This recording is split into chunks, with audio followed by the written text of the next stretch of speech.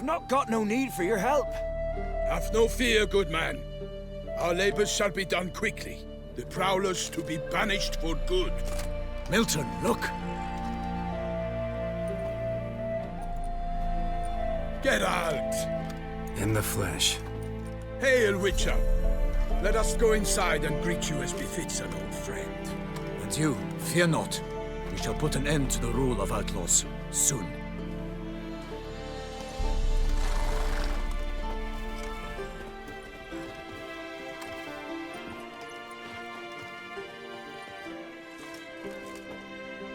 Found your message on a notice board.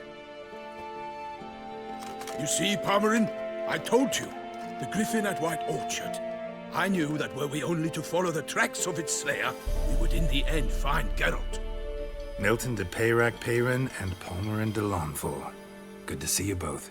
Been years. Be assured, we share your joy. You must forgive us our, surroundings.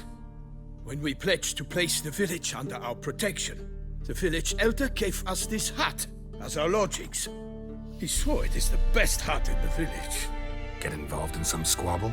We discovered that in retreating, the Redanian garrison that left this land still is at the mercy of numerous plagues. The tyranny of bandits the most onerous among them. These plunderers shall soon descend on this village to collect tribute. Milton and I will dissuade them. We are both sworn to fight injustice and oppression wherever they rear their heads. The matter does not concern you, of course, but do us the kindness of waiting.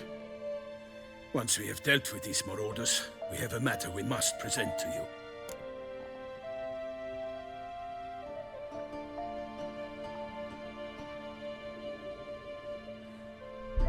So, plan to go out and meet the bandits when they arrive? Fight them? Palmerin wishes first to appeal to their sense of decency. But I expect they will be deaf to this. Yeah, completely. We must afford them a chance to stand down. Many a hardened outlaw has left the path of wrongdoing upon hearing words of admonition. Doesn't happen in these lands. Ever. If they do not heed my reprimand, we at least will know we have done all within our means to evade bloodshed. Fine.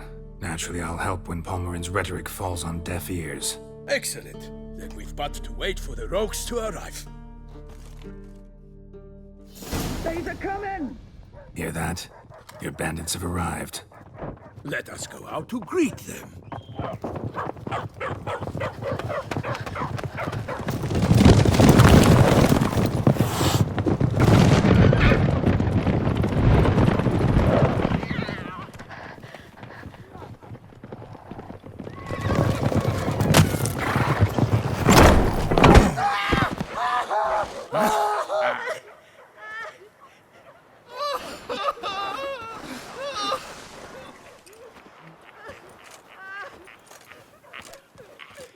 Hark! Contemptible curs!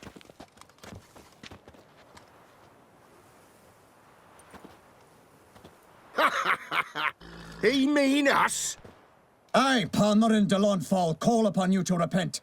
Set your hearts. Do you not see that they are blackened? Regular Punch and Judy here. To prey upon commoners is no honor. To loot their meager stores, abandon the path of shame, and we will spare you.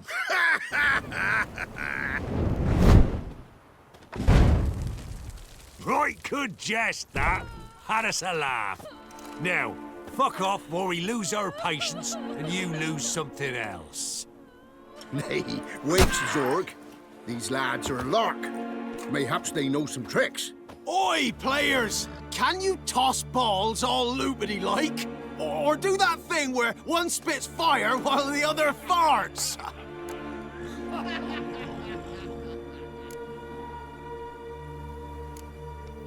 Noble Palmerin's giving you a chance. Now I'm gonna give you some advice. Do what he says. Or what? Or you'll find yourself fighting knights errant in the pay of the Duchess of Toussaint. And they eat scum like you with their morning porridge. There's 3 of them. 2 turtled up in armor. We'll come back later. Some wench sent them. Folk will say we's afeard of wenches and jesters. Ooh, insulted the Duchess. Not good. Indeed, we cannot let the affront go unpunished. I swear upon the Heron you will pay with your own blood! By the crane, villains, ready your arms! They not emerge. It is over. We have banished the scoundrels, lifted oppression's yoke from their lives. Warned you it'd be like this. Fear you as much as they did the bandits now. Sorry, no fanfares and flowers. You're not in Toussaint. It is true what folk claim. In the north, no noble deed goes unthwarted. It is time to go home. And we shall, my friend. Come, Geralt. It's time we delivered our message.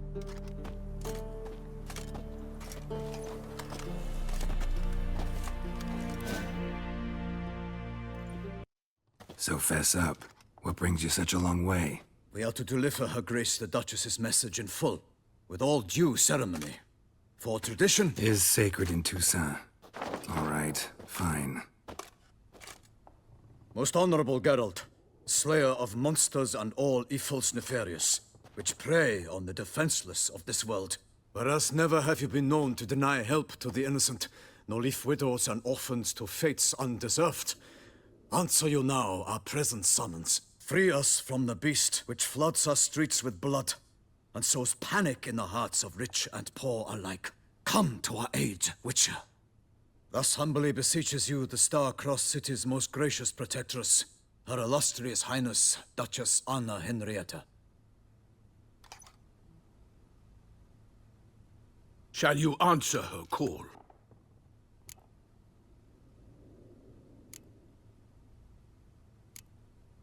Might be the most fervent request that I take a contract ever. And the most polite. And now we've got all that behind us. I want to hear more about this beast. Some kind of monster? Just guessing. Most assuredly, though no one has caught a good look at it as yet. Our only sure witnesses, the bodies massacred in a brutal, horrid manner. Look, some sketches drafted from descriptions given by those who claim they glimpsed the beast. Each quite different. To my mind, these witnesses lie. How many victims so far? 2. When Her Grace learnt of the second, she discharged us immediately to fetch you, promising grants of land and fortunes in gold, should you answer her summons. An ill wind blows, Geralt. The beast cannot be tracked. Folks say it wields black magic. Also, both victims were nobly born, and the start of a tourney draws near.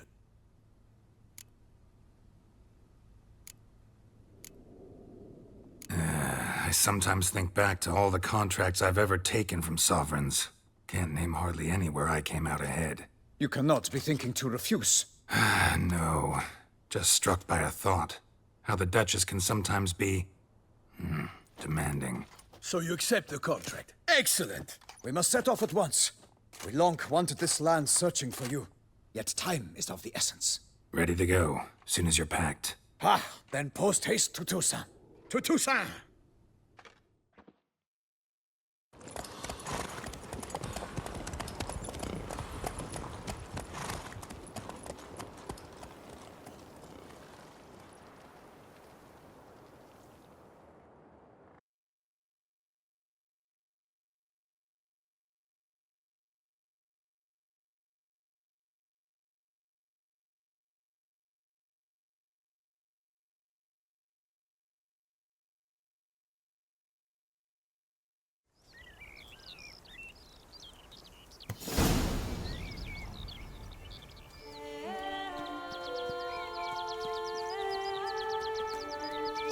Toussaint, the land of love and wine. Exactly how I remembered it.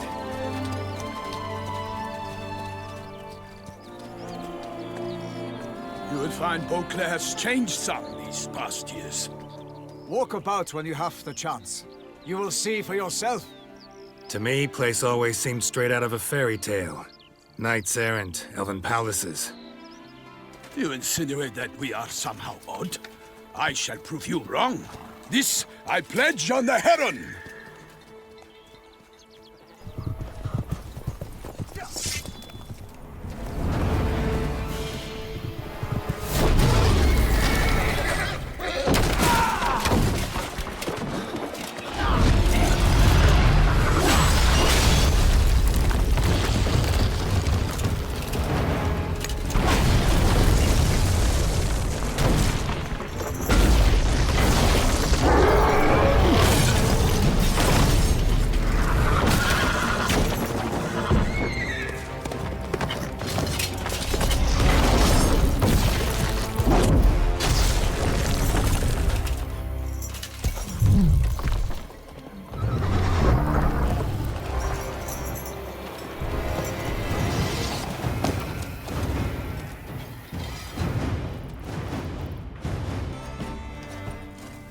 big beast. Tackling it single-handed? None too wise. Neither is love born of wisdom, Witcher. So, Guillaume, out with it. Which fair damsel inspired you to vow to kill that filth? The most beautiful among them. If he wishes to guard her name a secret, he need not reveal it. You I do not know, sir, nor seem you a knight, yet still I am profoundly grateful, nay, indebted to you for your succor. This trophy, sir, is yours.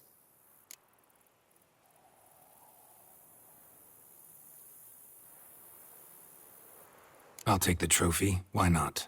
Could find someone who'll pay to buy it. Put up a good fight against the giant. Got experience battling monsters? None. In Toussaint we mostly chase bandits. But I vowed I'd bring my heart's champion the head of a monstrosity, as the famed Gottfried, known as the Giant Killer, did. You don't mean to hunt the beast, I hope. The matter's best left to Geralt. Another challenge awaits me. Yet if Geralt is to hunt the beast, he ought to know. It struck again. The river surrendered a corpse. It washed up in the meander by the cockatrice. Damien de la Tour's guardsmen are there already, securing the area. Securing the area?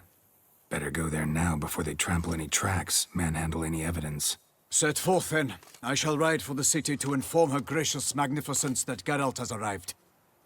We'll meet later, near Guillaume's tent at the Doполнений grounds. I shall take you then to see her grace.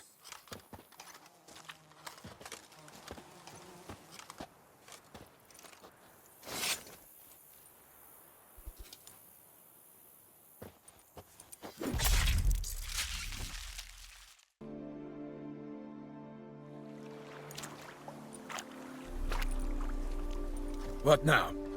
This isn't the site of the murder. We know that. Current brought the body here. Corpse got caught in the nets. Guardsmen pulled it out, put it in a boat and took it somewhere. Need to find out where. I'd like to look at the corpse before it starts to decompose. The inn. Its patrons must have seen the guardsmen, which direction they took. We should ask there.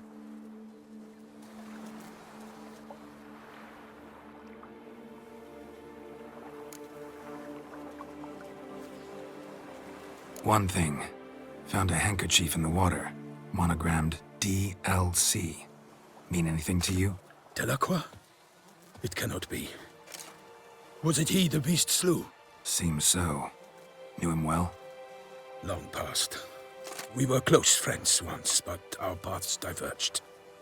He was a man of extremes, standing by his companions no matter the odds, fighting his foes to the bitter end. Foes? You have a lot of them? He did, but I do not see what that has to do with the beast. Ah, Geralt, you've struck a raw nerve. Memories of a time long past, to which I'd rather not return now. I understand. We can talk later. Let's go to the tavern. By my troth, could that be the musty scent of fresh pâté? Naught else, Sir de Peyrac. I see time has not dulled your senses. We would be honored if you would join us.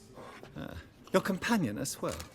But why do I not detect even a whiff of crayfish chowder? No soup today, on account of there being no crayfish. I reckon you've not heard, but all I caught was a corpse. I awoke at the crack of dawn, as I do each day, but when I looked up, I beheld a blood-red sky. This corpse is precisely why we're here. For the man whom you've invited to join you at the table was summoned from a far-off land by her gracious magnificence. He is tasked with tracking and killing the beast. We invited two men to join us, yet since Sir de Peyrac in temperament is more akin to hare than hound, I surmise the other is the hunter.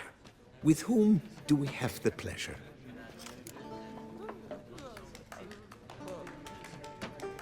Name's Geralt. A humble introduction. You've clearly not tarried long with Sir de Peyrac. Spare us the petty insults. Geralt is a master of the witchering trade. He has questions concerning the beast's last victim. I was the one to find the corpse. The sun had just risen when I awoke, sat straight up in my bed, looked out the window and beheld a sky red as blood. Ask Geralt, please, or we shall be here till winter. Need to examine the body. Know where they took it? They ferried it across, then loaded it on a cart and hauled it to a cellar at Corvo Bianco to keep it cool, see? What? Why, Corvo Bianco is Baron Russell's estate. When he learns they've turned his cellar into a morgue, he'll set his hounds on them. While you were gallivanting about the north, his vineyard was auctioned off. Who was that? Woman who just left. Didn't see her before. Didn't notice her walk in either. Doubtless Linnis, the innkeep's daughter. But hold, Geralt, because this is an outrage. Russell's vineyard was auctioned off? Inconceivable. It is no secret the Baron had gambling debts up to his ears. It finally came time to collect. His creditors auctioned off his property. The Ducal Chancellery bought it, in fact. Russell now bunks with his brother in Vicofaro. I told Russell he'd get his comeuppance. How long can one throw on past heroics? His creditors must finally have defined that his promises meant nothing. Such are the times. Today's knights are pale shadows of the heroes of yore. It's true what they say. God sent the beast to punish us for straying from the old paths. Thanks for the hospitality. Time I examined the corpse. Corvo Bianco lies a short way from here, near the tourney grounds. Just follow the road and you'll arrive. Not coming with? Oh yeah, duty of some sort calls. Some sort? Her Grace bestowed a great honor on me, even before we departed for Velen. I'm to play the hare during this year's game in the palace gardens. When you see me in my costume, you will wet yourself laughing. A little tempted to ask a few questions, but it sounds like a long, complicated story. One involving lengthy digressions into local history and tradition. So, see you later, Milton, and good luck.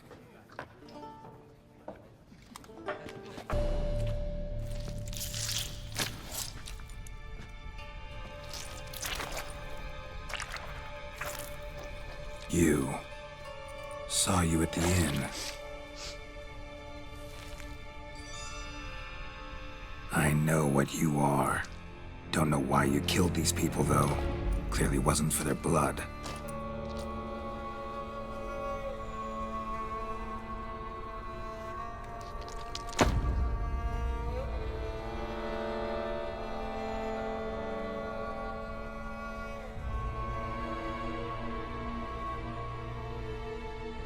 We don't have to fight.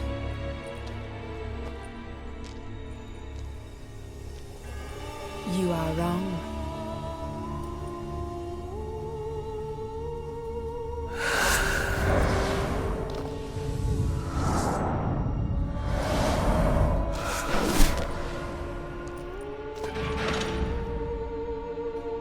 I cannot let you leave.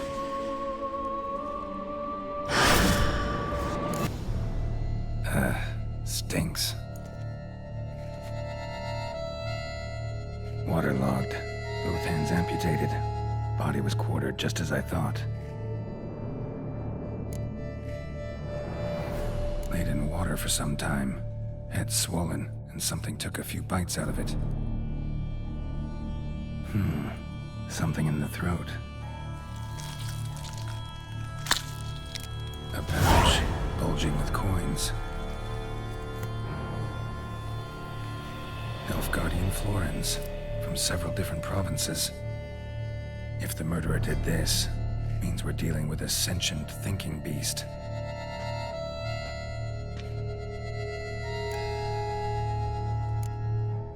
Body was chopped up after death.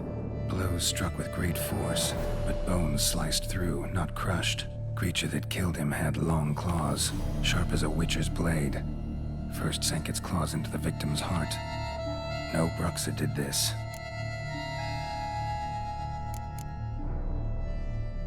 Third hand. A spare? Except it's clearly not the victim's. Guardsmen must have not noticed it as they picked everything up. How's this possible? Still warm. Blood still flowing. Several monster species can regenerate. Never heard of that happening to their severed limbs, though. Or of their limbs seeming completely alive after so much time. Examine the tissue more closely later. Might learn something.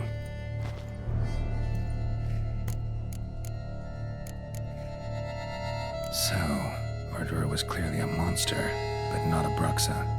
But then why'd the Bruxa come here for the severed hand? And who does the hand belong to? Why the hell's it still warm? Now, pouch shoved down the victim's throat. What's the significance? And why was he chopped up into pieces? Lots of questions, no answers so far. Need to know about the other victims. I'll ask Palmerin to get me in to see the Duchess. Need to speak to the Duchess, urgently. All right, you scamps. Story's done. Go find your parents. But Sir Palmerin, what about the story of Riddick and the dragon? A tale's for another time. But take a good look at the man who stands before you now. This is Geralt of Rivia, the master witcher who lent his valiant hand to the defeat of the giant Goliath. Master Witcher, is it true virtue always trumps villainy?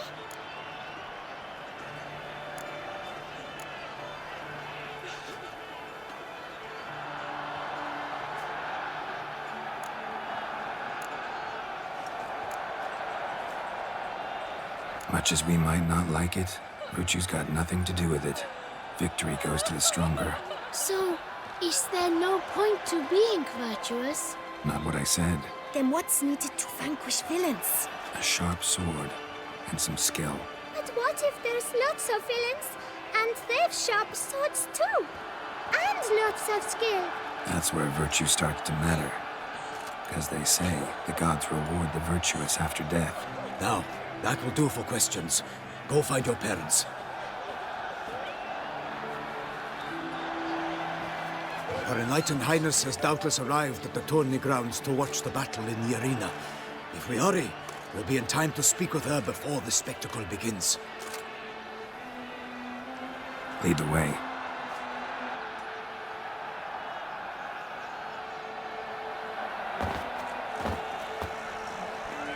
Who's fighting? Nilfgaardian gladiators? Close, but not quite. As you will soon see. Someone's gonna fight a Shaelmar? With only some bells on its tail to confuse it, slow it down? Whatever is the problem? The beast is a gift from the Emperor, no less.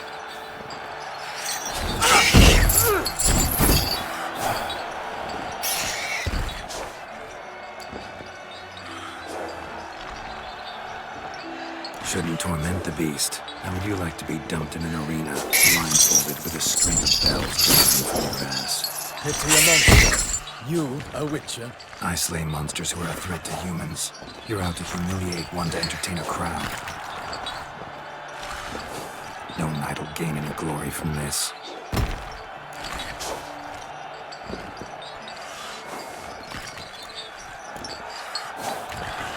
Let's go.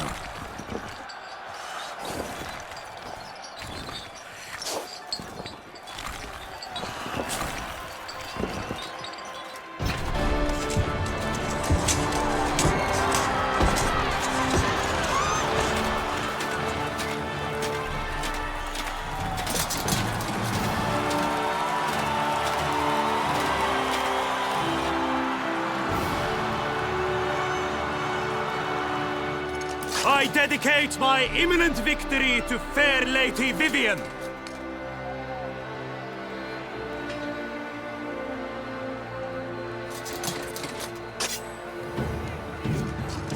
It's begun. The fight shall have to end first. We must wait.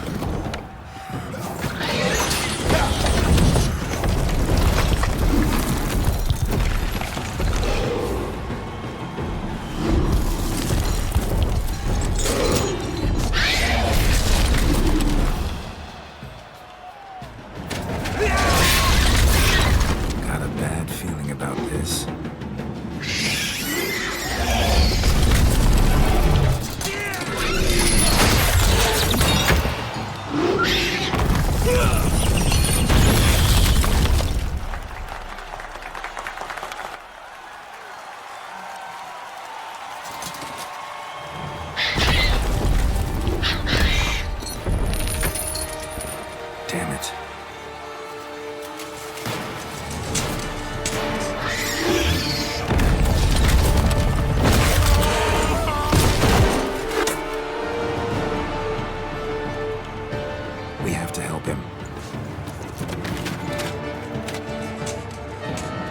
The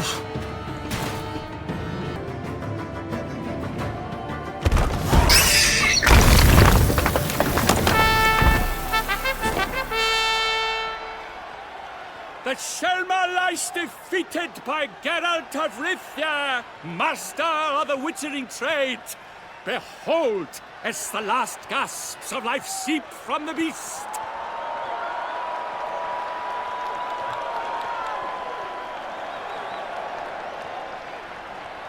Master Geralt, do what you must. Finish the deed!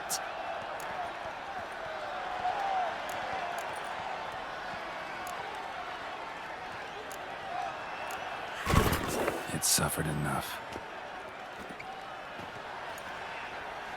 The monster lies slain! The fight is done! Praised be the victors!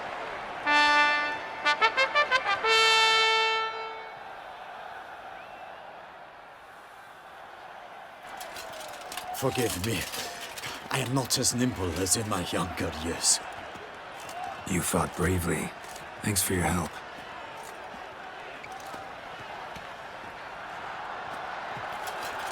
Guillaume? The lad came damned close to dying. I'm fine. Not hurt at all. Vivian? Smile as befits a hero and keep silent. Speech clearly pains you. She approaches.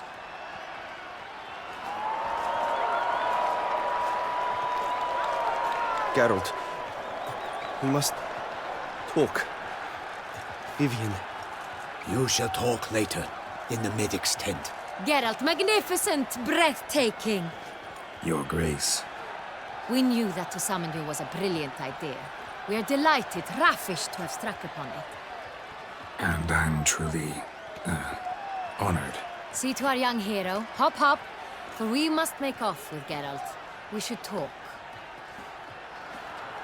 We had been long awaiting your arrival. Had nearly lost hope. Then suddenly, that entrance, so spectacular. Your Grace, my contract. I'd like to discuss it. Naturally, but not here.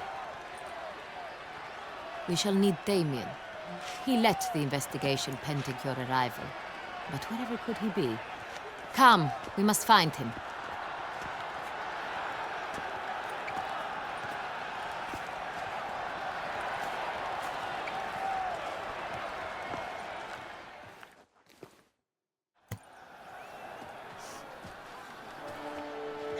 Tell us, have you come alone? Or did Viscount Julian accompany you? Wish to see Dandelion, Your Grace? Yes. I mean, no. Yes. But solely to tell him we regret. Yes, deeply regret rescinding the death sentence we so justly handed down upon him. If we could turn back time, we would make certain he sat in a tower till he rotted. No, we would ensure he was broken on the wheel, then drawn, hanged, and quartered.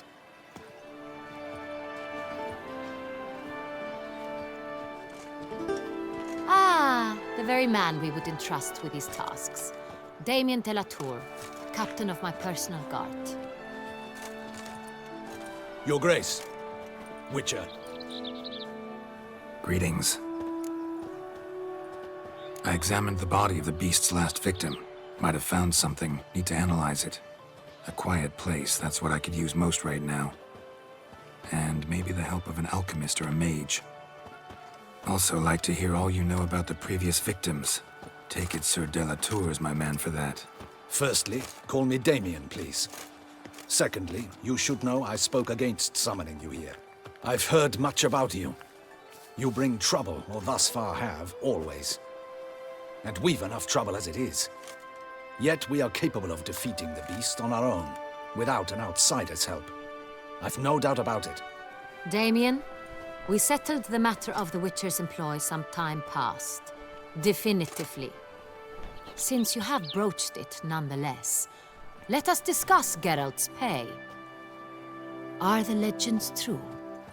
Do Witchers usually demand that which you find at home, yet did not expect?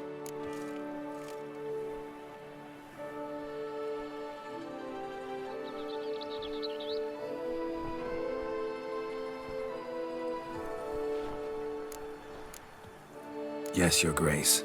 The law of surprise. Time-honored. We shall be content.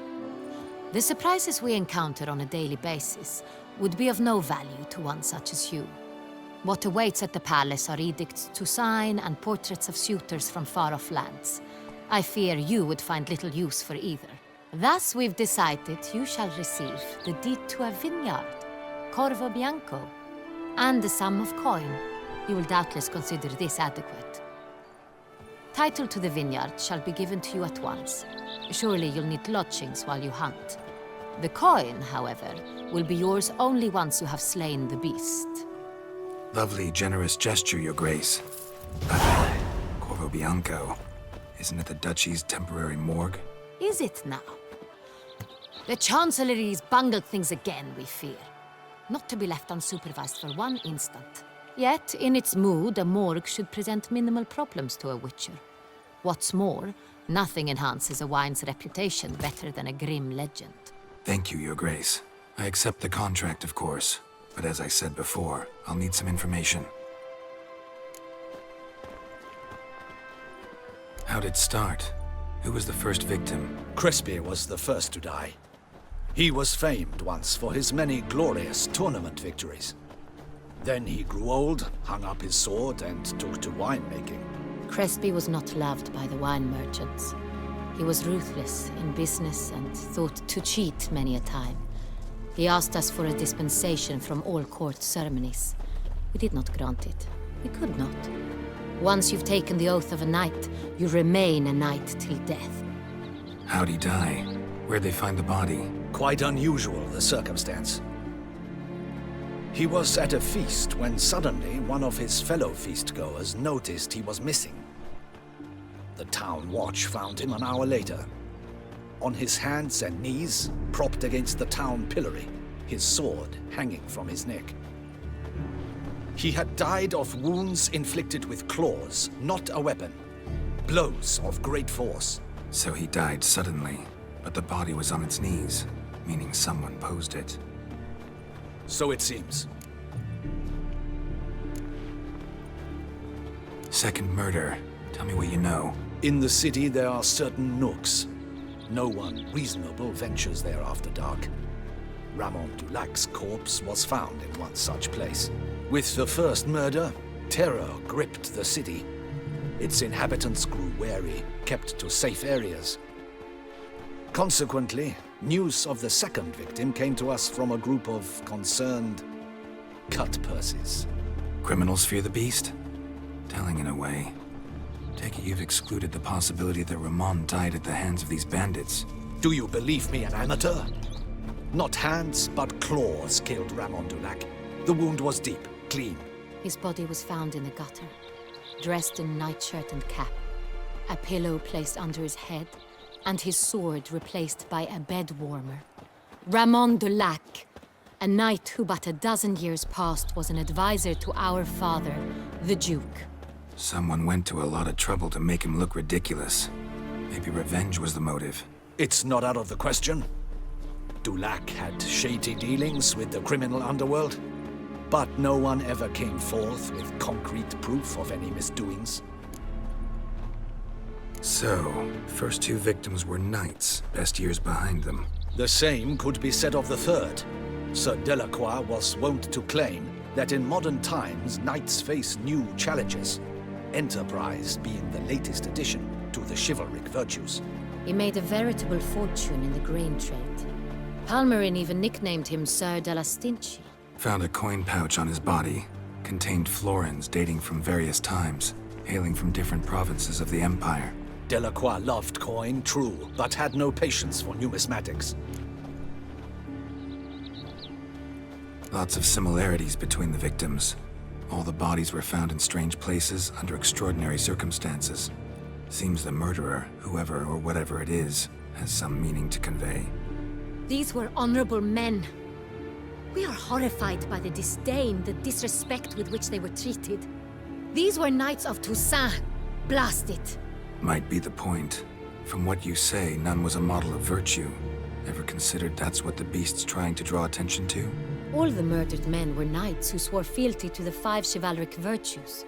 And even if Knights of Toussaint swear fealty to what virtues exactly? honor, wisdom, generosity, valor, and compassion. Beast seems to be pointing up moral decay, denouncing it. Victims were all humiliated. Might have been murdered to emphasize their lack of specific chivalric virtues. Honor compromised by the pillory. Wisdom by ridicule. Generosity by a coin pouch shoved down a throat. It seems to fit, true, though not perfectly. Can't discount the theory if it's on the lips of everyone in town. Say our reasoning's right. Next murder will be just as showy and denounce the victim's lack of the fourth virtue, valor. We can also assume that victim will be an elder knight. Let's think. At the moment, all the knights are either at the tourney grounds or in the palace gardens. Our annual hare hunt shall begin there shortly. Have you heard of the custom? Milton mentioned something. Seemed excited to prance around in a bunny costume. Not sure why. Hang on. Strange circumstances. A knight advanced in years. The famed cowardice of rabbits. Could it be that simple? Is Milton de Peyrac-Peyren the next victim? Milton also knew Delacroix.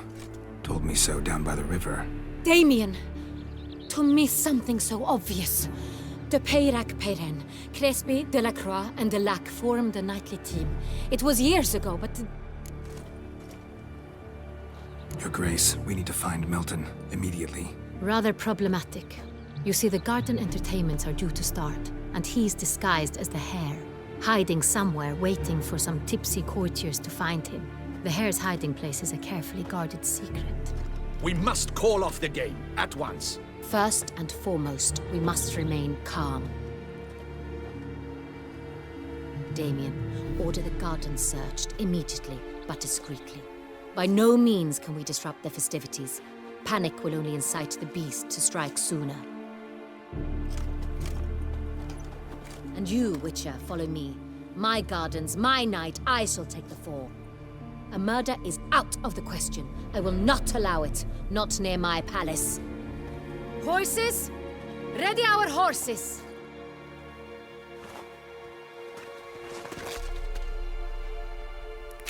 Your Grace!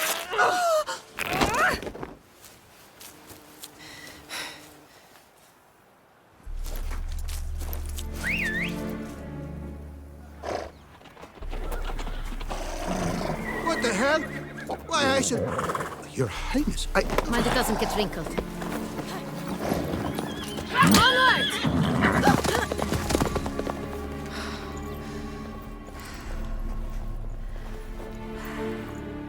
Hey! That is silk! Be careful! Give it to me!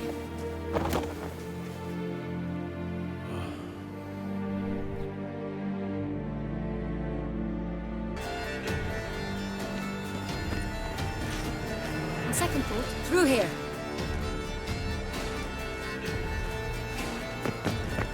I shall show you where the hunt plays out. Then we will split up. You will get hold of the unicorn horn and the golden fish. But I nab the phoenix egg. That will be quickest. Golden fish. Do I need a rod or a net? Please, Geralt. It's not a real fish. Look there, towards the water. See the lights? The hunters are trying to hook the fish from boats. You must simply dive in and find it. The unicorn. How do I catch it? It's terribly skittish, true, but I'm sure you will find a way to earn its trust. It runs around over there, look. The golden fish and the horn both contain things or clues that will help us find Milton. Once you have fish and horn, find me among the other phoenix egg hunters. All clear? Then let's get to it.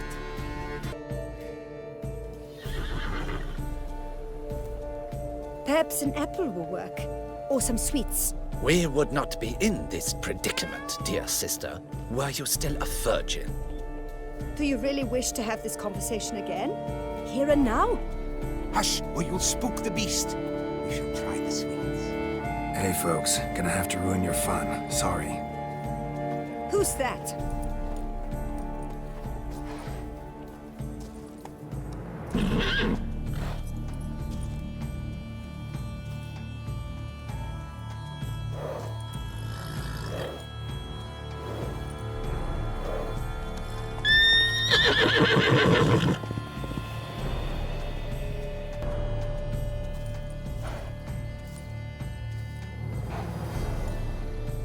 Easy.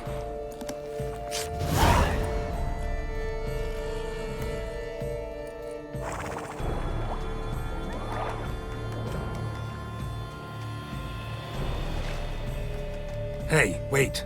Stop. It's important.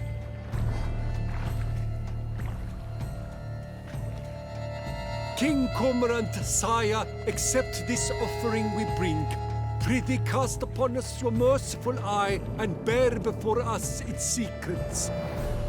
As the moon is heavily coursed of trace, in my domain I await that moment of grace, when a soul of good or ill repute brings me a gift, fitting tribute.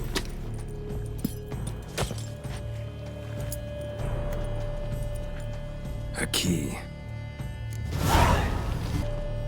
If you please, Your Grace. We do not please. We act out of the highest necessity. All shall be explained later. But it's against the rules. I am the rules.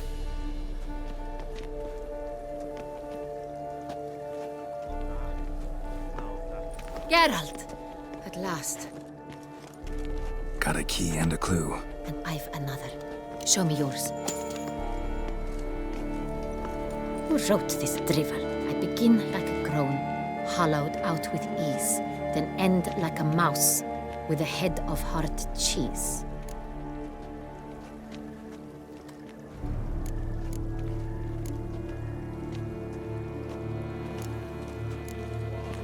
Mice and cheese. Palace pantry, maybe? No. The hare is obliged to hide here in the gardens. Look, if we take Rome, hollow it out and fill it with ease. The letters, that is. We get green. Then mouse, but starting with what heads heart cheese. Why, it's greenhouse! Pretty clever.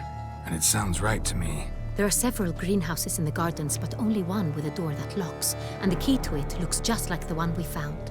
Greenhouse it is then. Let's go.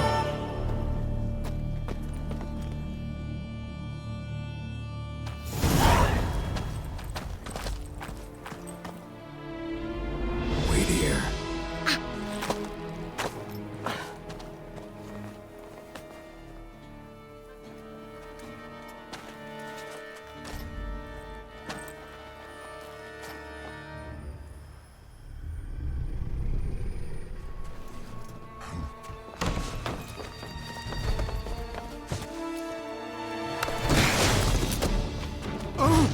What the butch?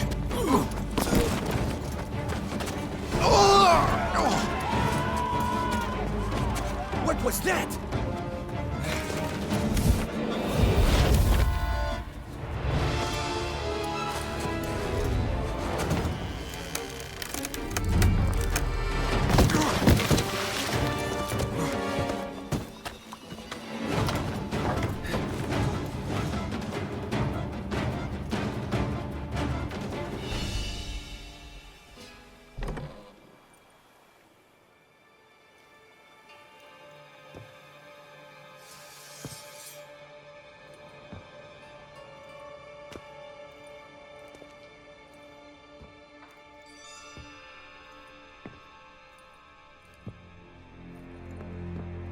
I'm here.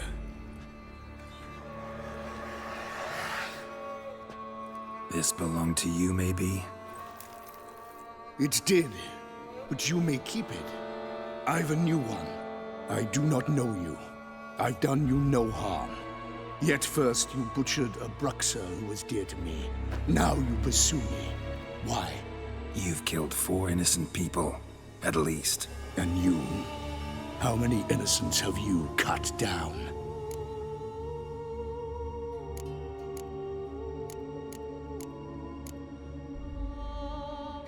I don't kill innocents. Murderers, though, you bet.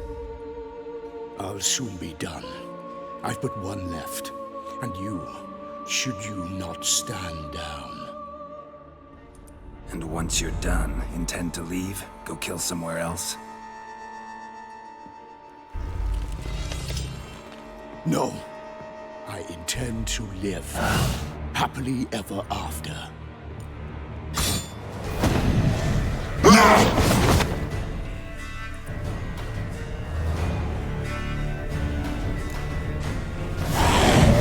Let you kill again.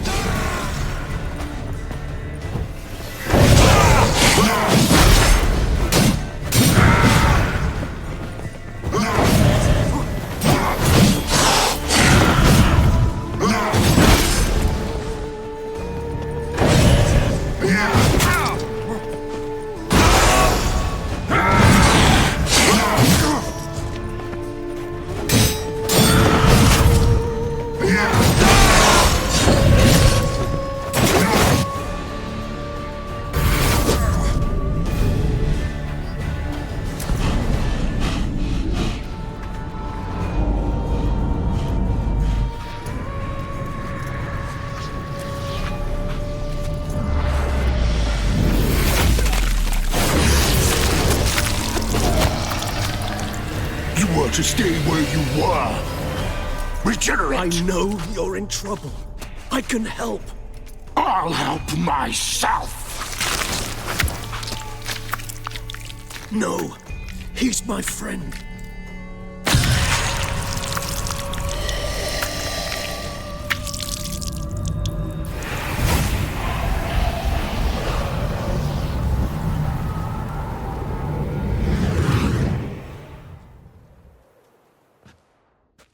Yes, Geralt, it's me. Regis? You alright? All is well. All's in order. Wounds such as these heal on vampires in moments. But we've not seen one another in ages, my friend. At least in human terms, that is. How's this even possible? Last I saw you... I was a bubbling, shapeless smear, having been rather spectacularly melted into a column of a certain castle. In somewhat better shape now, as you can see. Hardly peak form, mind you, but were I human, folk would think me a demigod, I dare say. I'm sorry. What happened, it was my fault. Never got a chance to apologize. No need, Geralt. Bygones. I did not have to join you on that expedition. No one twisted my arm.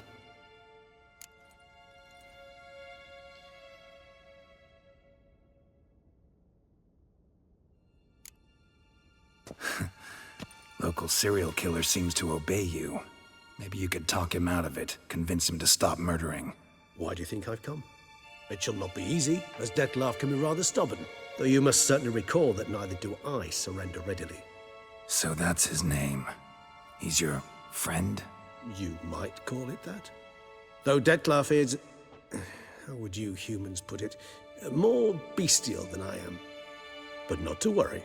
I'm working on him. Haven't exactly done a great job with that. He's killed one night since I got here. At least 3 others before I arrived. For good reason, I'm sure. Understand, Dettlaff is not some decadent shit who kills for sport, or to assuage a dryness of throat or a dullness of mood.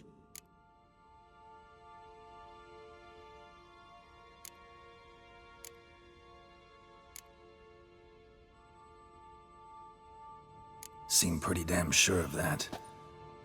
I am, because I know him very well.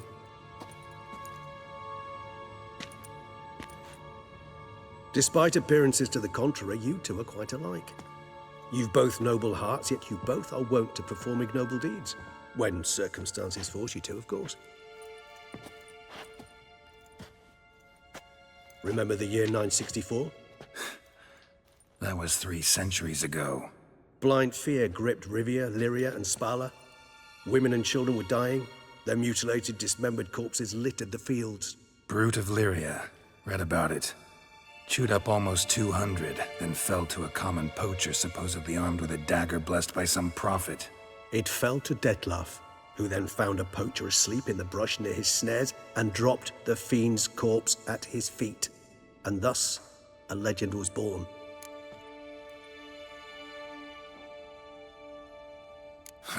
Vampires rarely help humans. Must have had his own agenda hunting the beast. You err. He slew it for one reason alone. The monster killed a lad who once in the street had offered Detlef an apple, expecting nothing in return. Terribly noble of him. You do not have a monopoly on altruism, my friend. Vilgefortz melted my body. Detlef found what was left. As per our codex, he had a choice. To leave me where I was, or to care for me and nurture my remains. He chose the latter. Regenerated me at no small expense in his own blood. Do you know what that means to a vampire? The gravity of the endeavor? Probably same thing it means to a human. You owe him your life. Much more than that. The act itself made us blood brethren. A bond so strong humans cannot even imagine. Which is why I know something ill is afoot. Always had an overdeveloped sense of empathy. Each vampire has a unique talent. One they hone over centuries. It's precisely what renders it so difficult to classify. Detlef's trump card is his herd instinct.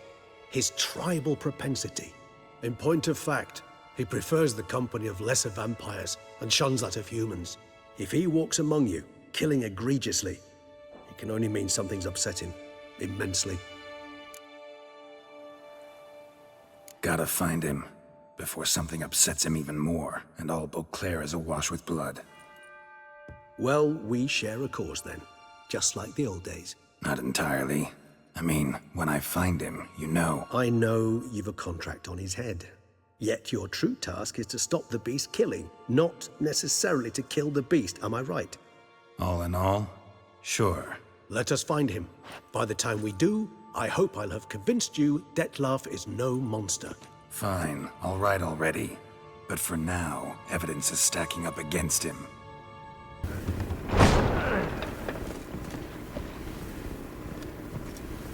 Witcher, we flew here as fast as our courses would carry us. Yet I fear we're late all the same. Pray, where is the beast? Still investigating. About to inspect this site. Withdraw your men before they trample all over the evidence. Sirs, we must let the Witcher do his work. Milton's murder cannot go unavenged.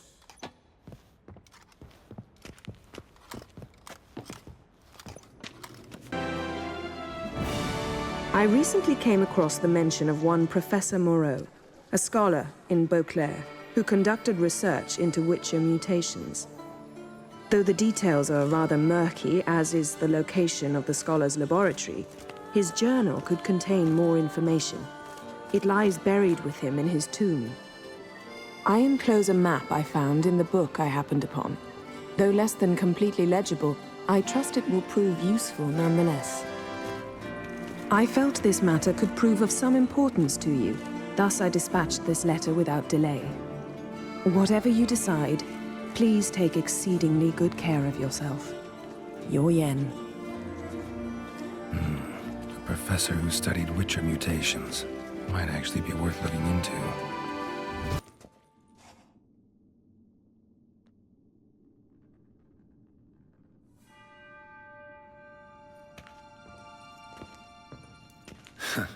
Agreed to meet a vampire at a cemetery. How much more cliché can you get? Nothing comes readily to mind. Could have left the door unlatched. What of my privacy? I value it rather deeply. Unmolested, especially by unwanted guests, that's my preferred state. Besides, I knew you'd find a way to get in. True enough. Need to find your friend. I'm hoping you'll agree to help. I shall do whatever's in my power. Yet what you want or even need must matter little. What matters is what Detlef wants. If he does not wish to be found, you will not find him. Ever. End of story. Come on. Gotta be some way.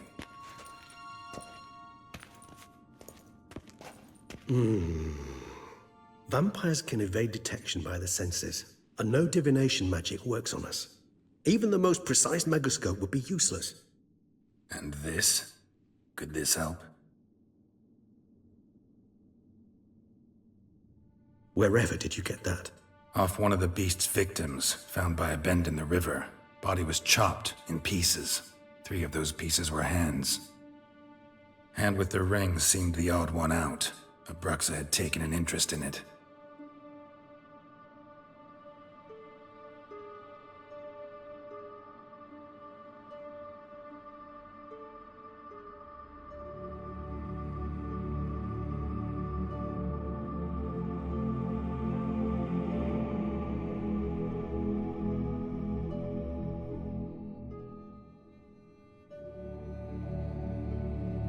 It's Dettlaff's hand, without a doubt. It will do splendidly. The hand. What do you plan to do with it? You've heard of Kovinaris' theory of tissue memory retention. Rings a distant bell. Read about it in Alchemia Oblitera. There's a copy at Kaer Morhen, tattered, nearly disintegrated.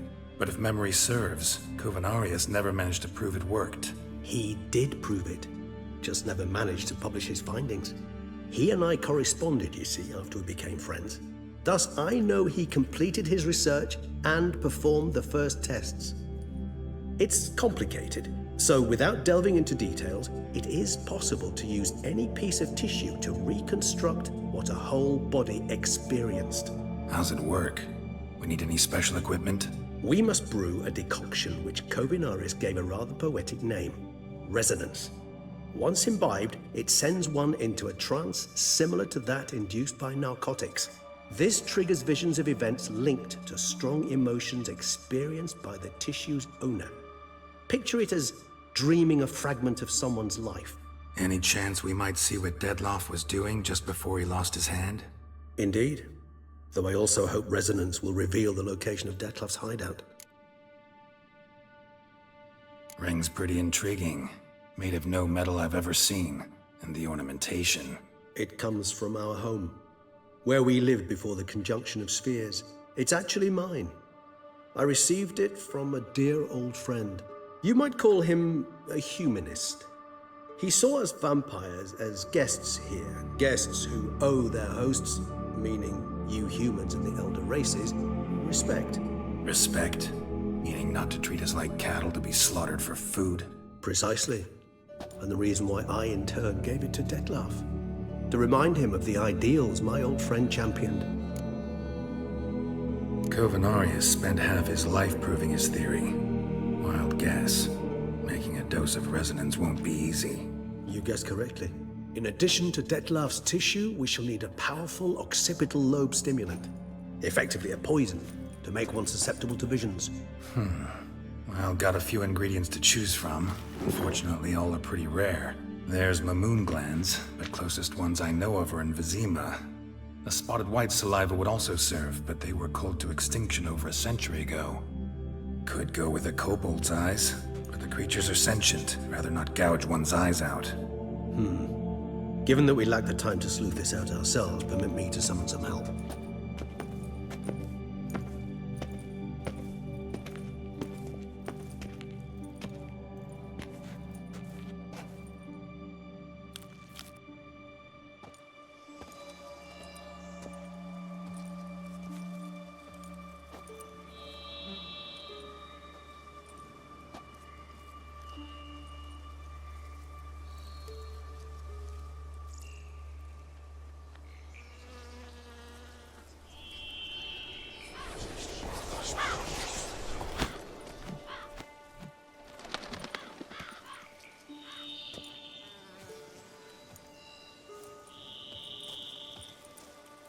What was that? A raven?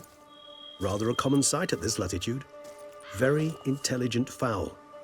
I asked him to look for the creatures you mentioned, him and his brethren. Perhaps they'll find one in the area, and I would hazard that a flock of ravens will spy any said creature faster than a solitary witcher would. With all due respect to your skills, my friend. It will take them some time, nonetheless, so perhaps you'd care for a snifter of mandrake. Rarely say no to a snifter. Sadly, this is but a weak infusion rather than a proper distillate. Even better. I remember your mandrake hooch. Made people say things they'd have rather kept to themselves. Now, what could Geralt of Rivia prefer to keep to himself?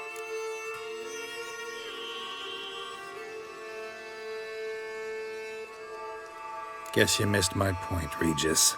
I was glad to hear it's not the hooch, because I don't want to talk about what I don't want to talk about. Oh, I understood you far better than you think. Allow me to reveal a secret. My mandrake distillate possesses no particular tongue-loosening powers. Those who drink it and talk simply have burdens they wish to lift off their shoulders. The hooch is but a convenient excuse, a cover that justifies their sudden candidness to themselves. All right, you first. Any burdens you want to unload? Vampires lead highly interesting lives. bet you've got some good secrets. Anything in particular interest you? Got plenty of questions I'd like to ask, but let's postpone any longer conversations until things calm down. Unable to focus your thoughts at the moment, I understand. I too am anxious to know the news. Still no sign of your winged friend. Sure it understood what you wanted? Dead certain. Let's wait a bit longer. It'll return soon, don't doubt that for a moment.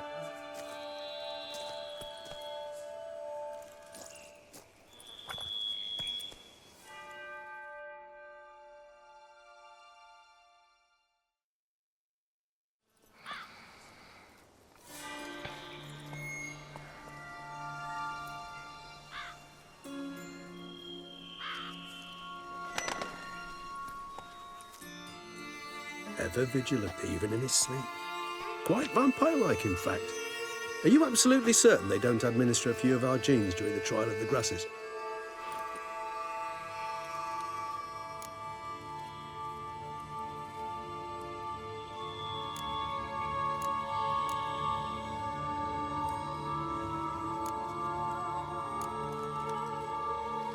Appreciate the compliment. Got something for me? You were right. No kobolds or mamoons for miles around. Knew it. Allow me to finish. You see, there's this spotted white. It haunts an abandoned residence in the Caraberta woods. Impossible. My brethren hunted down every last spotted white before I was born. Then it seems you must revise your knowledge of spotted whites. For somehow this one managed to survive your brethren's onslaught. It seems I know this home it haunts. Recall a tale about it. Locals believe the place cursed.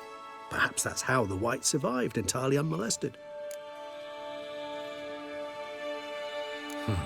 Know anything else about this curse? I don't recall much in particular. Really don't attach much importance to such things.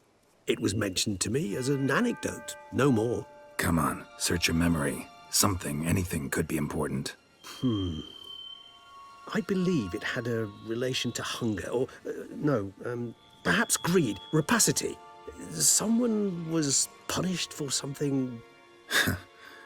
Textbook definition of a curse, pretty much. Sorry, Geralt, I try not to clutter my mind with the details of every far-fetched tale I happen to hear. What are your thoughts? A specimen of a species thought long extinct, and a curse, in one place. That a coincidence? Or are they related? Ah, professional curiosity. Personally, I've nothing against you delving into this dilemma, but please remember we need the white's saliva. Nothing beyond that. Whites rarely appear in the woods, even less likely to find them in abandoned human homes. They inhabit remote wildernesses, old abandoned cemeteries. What's your point? This might not be a spotted white after all. Your little helper might have made a mistake. I sincerely doubt it.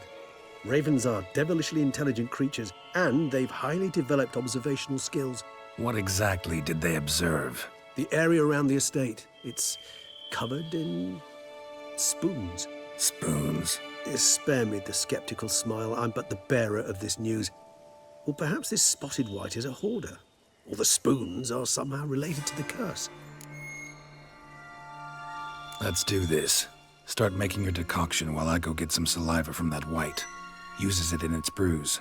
Do you imagine the white will simply sell you some? Worst case scenario, I'll bring you its salivary glands. They ought to do as well. For a moment there, I imagined you asking the white to spit into a vial. Quite amusing as a thought, but the salivary glands will do fine indeed. So, see you later. Yes, till later. I shall start by perusing some tomes. Tomes? Thought you were gonna make this decoction. We require one last ingredient. Alas, obtaining it could prove a trifle toilsome. Thus, I hope to identify a suitable alternative. All right. Good luck. And to you, my friend. Trying to tell me something.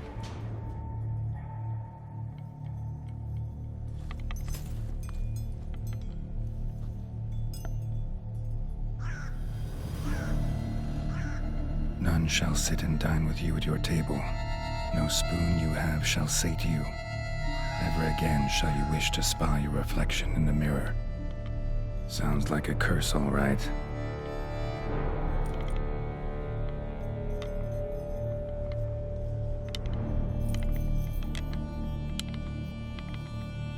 Somebody's clearly obsessed. Regis mentioned the place might be cursed. Can't be a coincidence. Need to look around.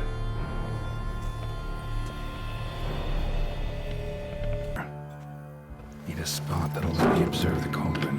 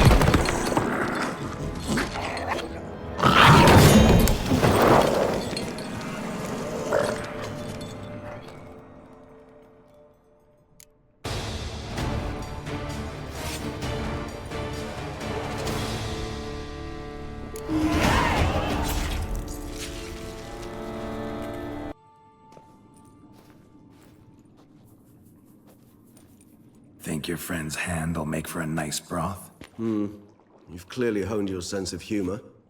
But we are not cannibals, Geralt. I took a fragment of tissue from their hand. It will suffice to prepare some resonance. What did you do with the rest? I cremated it, as our codex commands. A raven told me you'd acquired the necessary ingredient.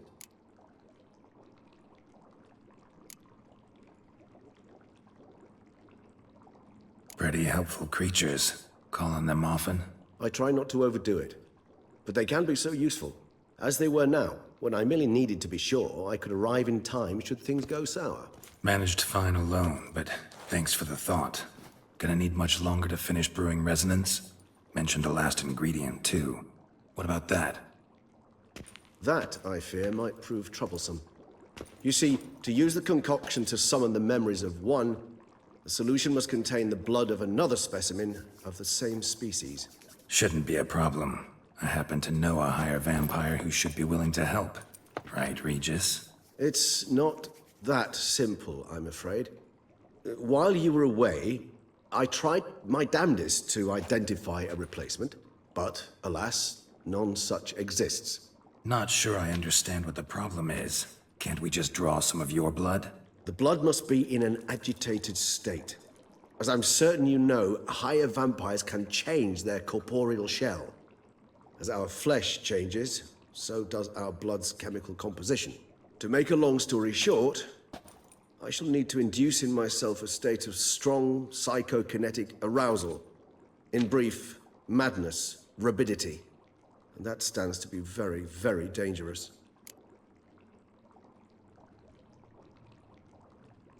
All right, so what do you want to do? We shall visit Teshem Mudna, an ancient vampire estate. There we will find cages suspended in the air. I will enter one, be confined. You will lure beasts there. Beasts you will then kill. The bloodletting should prove profuse. Abundant enough so that the blood scent will drive me mad. Wild. Teshem Mudna. What's it like? It is a place of torment. A torture chamber. Long ago, shortly after we'd arrived in this world, one among us named Kagmar developed such a taste and lust for human blood that in one night he could imbibe an entire village. This brought trouble on the entire species. Common folk wearied quickly of living in constant fear. They began to hunt us, seek the aid of mages and witches in tracking us down. So what? Not like they could ever hope to kill you. But they were bothersome. Forgive the comparison, but when did you last enjoy mosquitoes buzzing around your head? In any case, the other vampires decided something had to be done. Kagmar had to be caught and punished. A torture chamber was thus outfitted in the dungeons of Teshem Mudna. Inside it, a A cage made entirely of a special alloy of silver, dalvinite, and meteorite steel. Kagmar was captured and locked in the cage. Sat there over 2 centuries, driven to fury time after time, never able to escape. Thus I know the cage will withstand the fury to which we shall drive my humble being. See no reason to dawdle. Tesham Mutna. Take me there. In a moment. Just one last thing.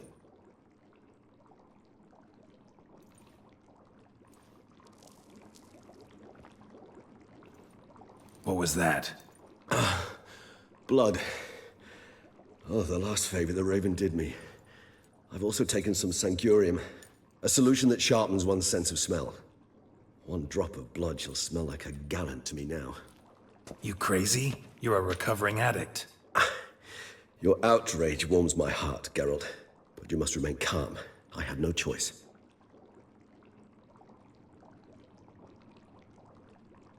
As things stand, the die is cast.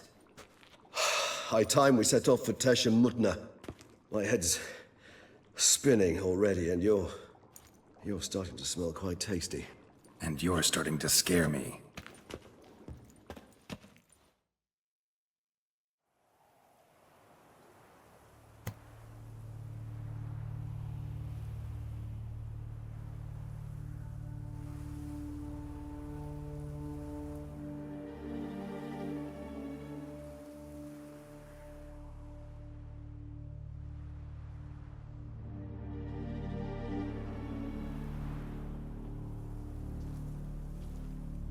We have arrived. The sacrificial chamber of torture and torment lies underground. You lead.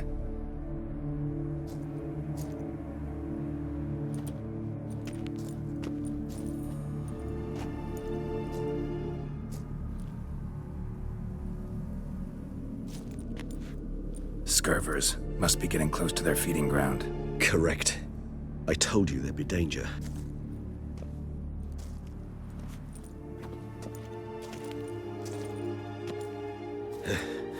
Beyond this wall lies an ancient vampire dungeon. Seen a lot of things in my time. Nothing quite like this, though. I feel honored. A man with such a wealth of experience, yet I'm about to show him something new. Now, to open it.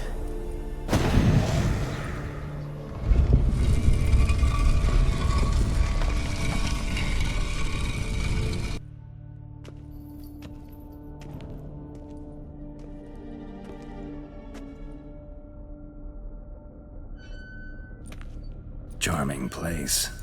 But what are all those cages for? Mentioned 1 vampire being kept here. Yes, well, you see, humanitarians is something my ancestors were not. They concluded Kagmar would best be punished. He were tormented with the scent of blood he could not taste. Thus, they also kept humans here. Humans whose blood they slowly let. Kagmar ranted and raged in pain as those humans slowly bled to death. They treated them like livestock, live bait. I'd like to be able to turn back time, deny it, but alas, I can do neither. Feel shame for my brethren. That is all I can do. Don't take it so hard. Nothing you could have done about it. Let's get to work. Well, that was awkward. Fine. I prepared the bait. Please be so kind and place it. Ideally at the tunnel entrances. The scent will spread most effectively then. Bait set. What now? I shall enter the cage. You must chain me inside. The bars are made of an alloy that will prevent me from transforming into mist. Kinda thought you wouldn't want to. I shall be in great pain.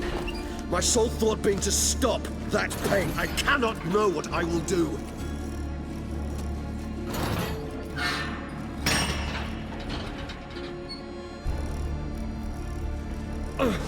We must hurry.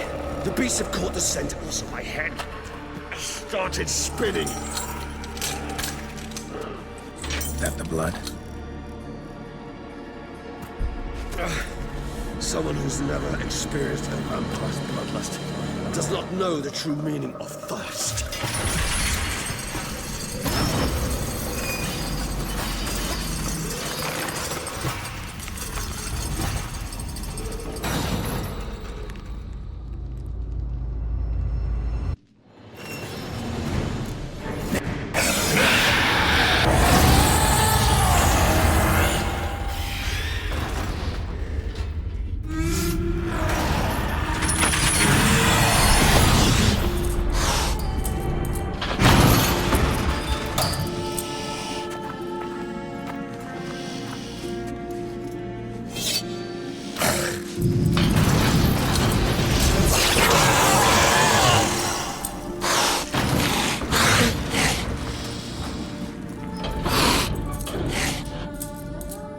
Need to hang on a little longer.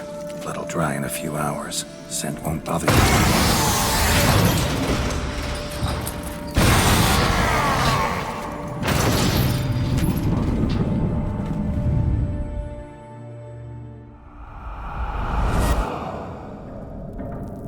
Get you out of here. The concoction.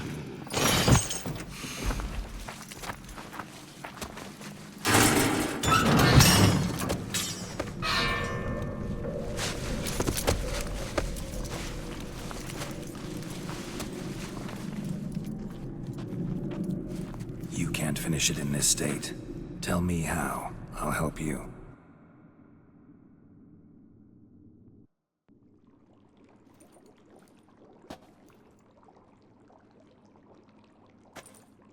Any better? Far from ideal. And some time must pass before I fully recover. But yes, a bit better, thank you. Resonance. It's ready. Are you certain you followed the formula? The proportions were exact, the brewing time precise. This is important, Geralt. The slightest deviation could cost even a witcher dearly. Relax. Got some experience brewing potions. Very well. In that case, let's begin.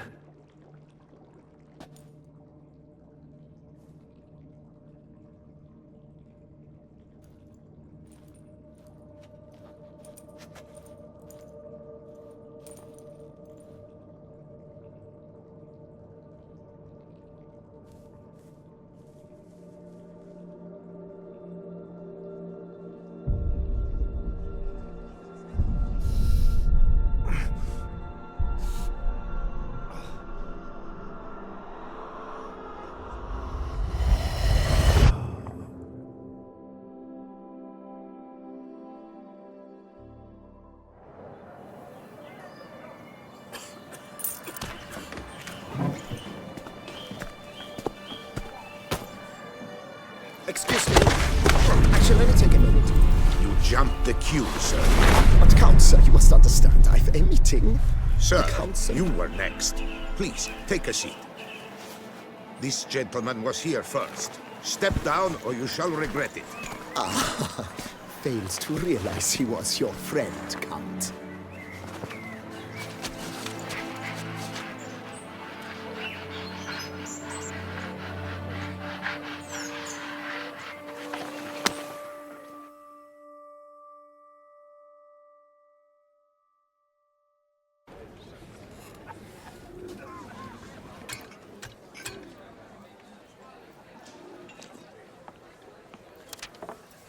It was then I ordered him to give up his seat and step off the stand.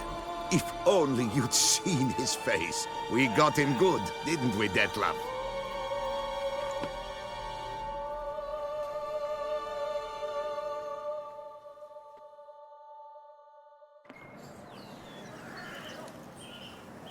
And then Mother insisted we buy the mill. Curious, eh?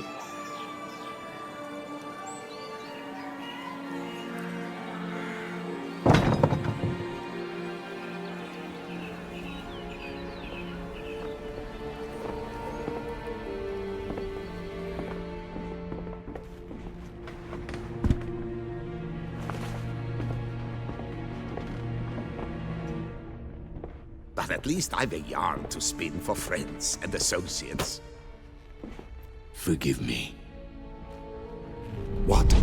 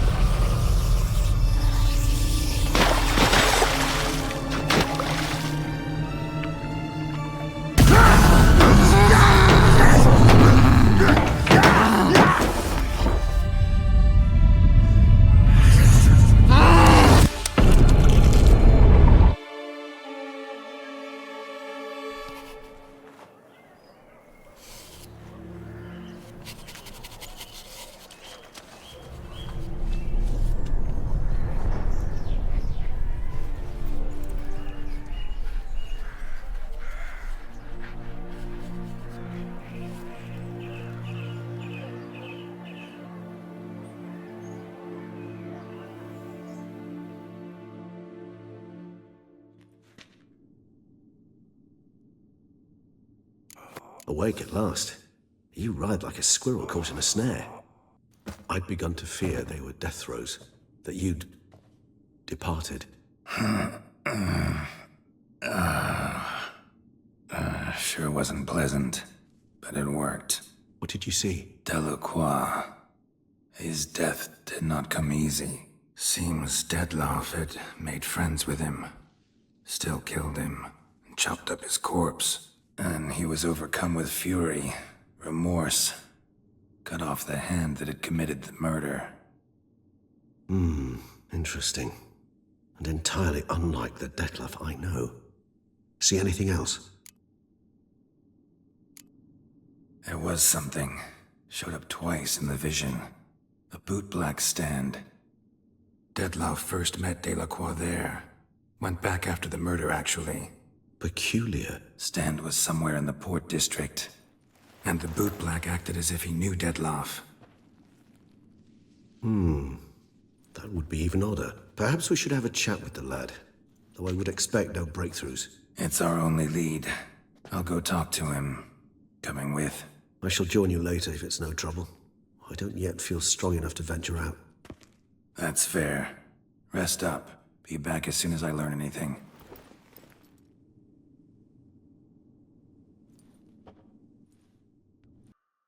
So how would you explain it?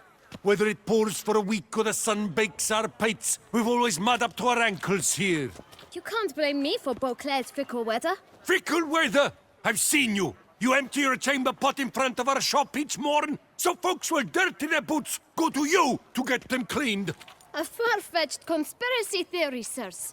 I'll conspire to welt your bum with my belt. Come here. Leave him alone. Just who the spit are you?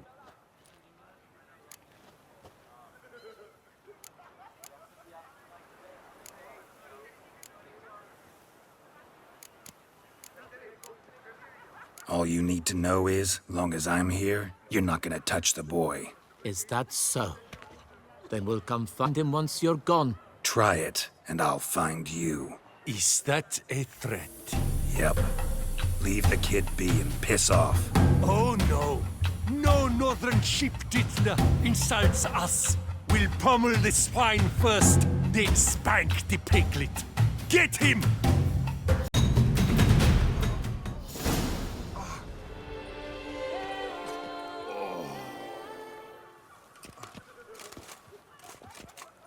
What's the meaning of this? The brawl? Who started it? I'm investigating the beast, on the Duchess's orders. Ah, yes. We've heard of you. And these men, what are they doing?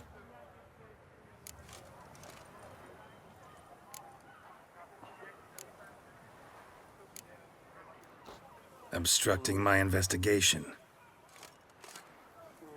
Understood. Right. A few days in the clink ought to teach them not to impede official duchy business. Come on.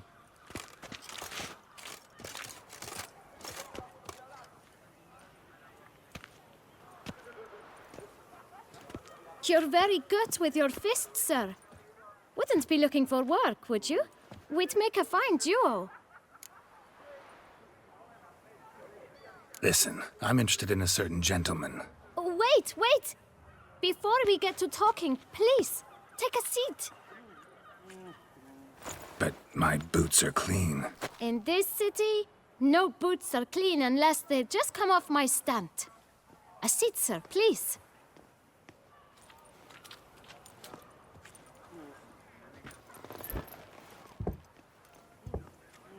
So then, who was it you wanted to ask about? One of your patrons.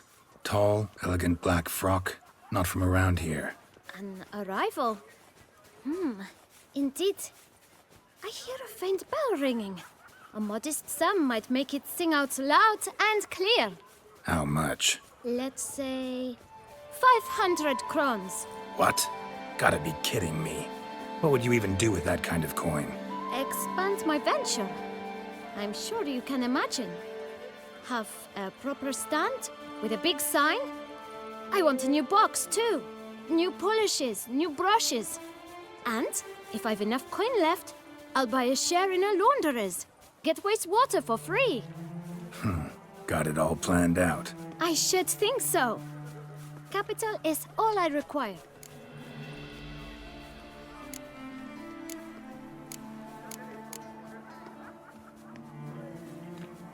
All right.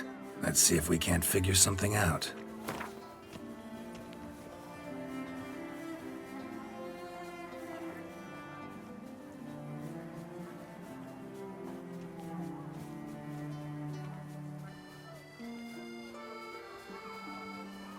That's not even worth the spit I'd need to use to discuss it.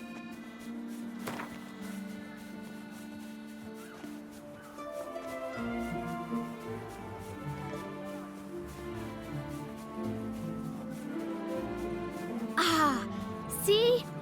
I knew we'd clinch it.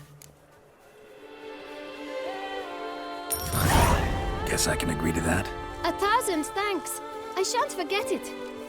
Now to the matter at hand. I know the fellow you seek, though I don't know his name. A steady patron, gets his boots cleaned every few days. He's very good to me. Always pays me a premium. Know where I might find him? No, but you could wait here. Perhaps he'll stop by. Don't have the time for that. Sure you don't know where to find him? Or maybe notice which direction he came from? When I clean boots, sir, I do not look up to see where folk come from. I clean. It seems you're having a rough go of it. Oh, you're here. Feeling better? I am, thank you. The local necropolis. The air doesn't know less for me. Now, if I might intercede, I dare say I've the right question to ask. Young man, you see this vial? One drop added to your boot polish will help you wipe even the most encrusted boot clean as the dome of St. Lebioda's Cathedral. With it, you will serve 3 times as many patrons at a fraction of the effort, and piles more coin.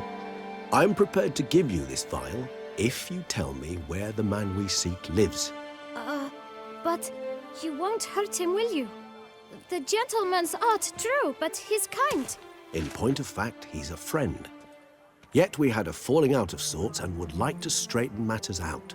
I leave his boots at the door of a house near the port. The door is red, but I do not know if the gentleman lives there. Worth checking. Might happen on a lead. Would you let me scrape the dirt off your kickers before you go? With all due respect, sirs, your boots could stand a cleaning. Thank you. Perhaps later.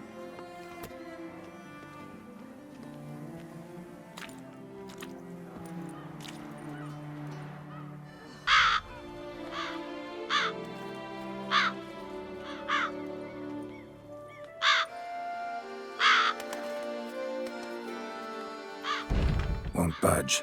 Gotta break it down. You might just as well stand out in the street, pound on a drum and holler, "Detlef, I'm coming for you." A bit more finesse, I implore you. Let's hear your idea. Give me a moment.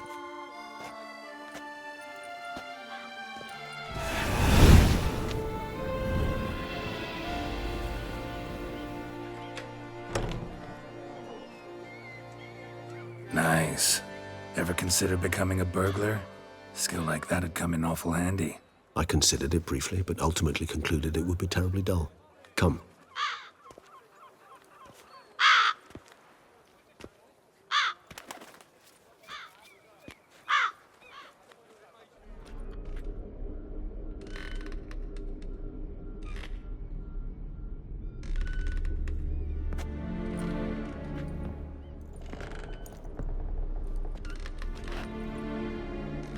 here? Sense him? No, he's not here, but he was here recently. His scent is still strong.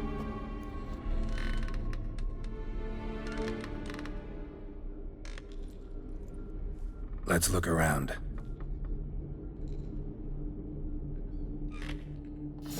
Detloff van der Eretain, you do not know us, but we know you to be a vampire. We know also of your weakness for the wench they call Renowed. Now you know this. We shall chain her down and let rats feed on her. We shall flay the skin from her flesh. Yet you can save her. You need but travel to Beauclair, where you shall slay 5 men in the manner we prescribe. You must complete the killing in 3 days. Fail, and the next letter you receive will contain a memento of your failure. Your beloved's finger. There you have it. Proof positive Detlav killed not of his own accord. A blackmailer sunk his claws into him. Who's Renowed? His one-time lover. The sole human woman with whom he was very close. Because she accepted him.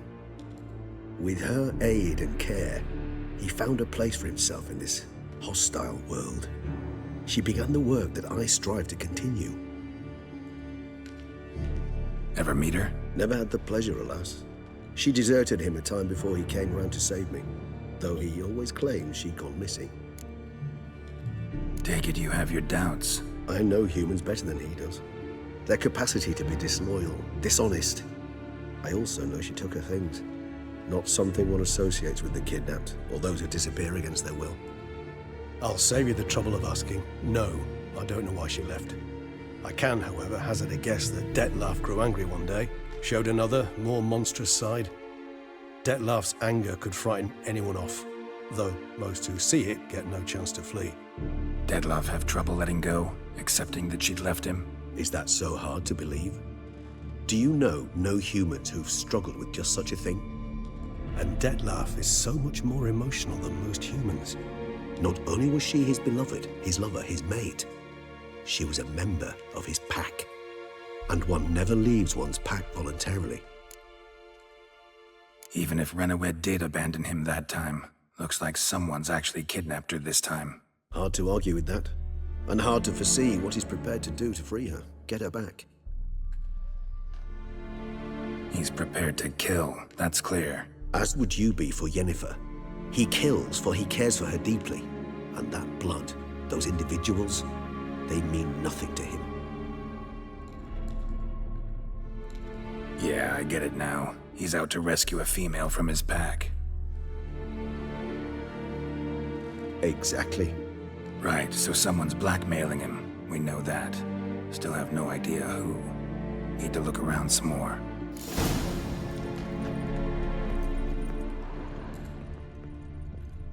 Woman's likeness. Bit smudged. That Renowed? I don't know. As I said, I never met her. Reminds me of someone. Who? Not sure. Can't help feeling I've seen that face before, though. Tools were used recently. Detlav unwind by fixing toys between murders. Really now, Geralt, question. Nice tune. Look, slips of paper, name on each. Count Crespi, Count Dulac, Milton de Peyrac-Peyrin, Count Delacroix. Detlav's victims, one and all. But that's not his hand. Must have come from whoever wrote the letter. All of it written using the same ink.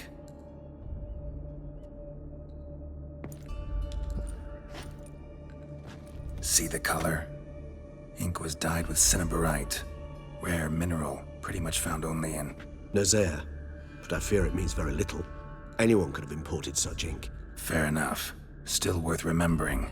Look, this slip is stained. With wine. Not much to go on either. Especially not in Beauclair. Perhaps.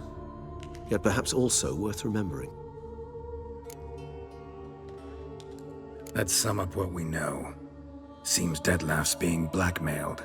Someone's been feeding him his victims' names. All noted down using one and the same Nazari ink, and not in his handwriting. Not much. But enough to ascertain Detlav's innocence, clearly. Actually, it is. Detlav's being manipulated. Some lunatics turned him into a tool, making him kill. So it would seem. But this illuminates a path of action for us. We must find Renowed, render the blackmail senseless. The lunatic or ticks will thus lose hold on Detlef. That's one idea. Could be worth a shot. But what about Detlef? He gonna go on killing while I'm out searching for his lover? He will not. I shall convince him to stay his hand. Assure him you're a friend seeking to help. I'll await him here. He's sure to return sooner or later. Think he'll listen? He will. Ought to wait with you, maybe. No, he'll sense you from a mile off. Simply fail to appear. I'd better stay alone. You must trust me on this. Fine. Need to report to the Duchess first. So be it. We'll await you here. Detlef and I both.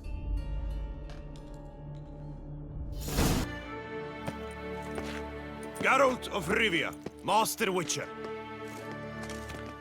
I was not mistaken. You arrived and trouble followed soon after. Step aside. Got a matter for the Duchess. At last, Witcher. We've been on tenterhooks. Did you catch Milton's killer?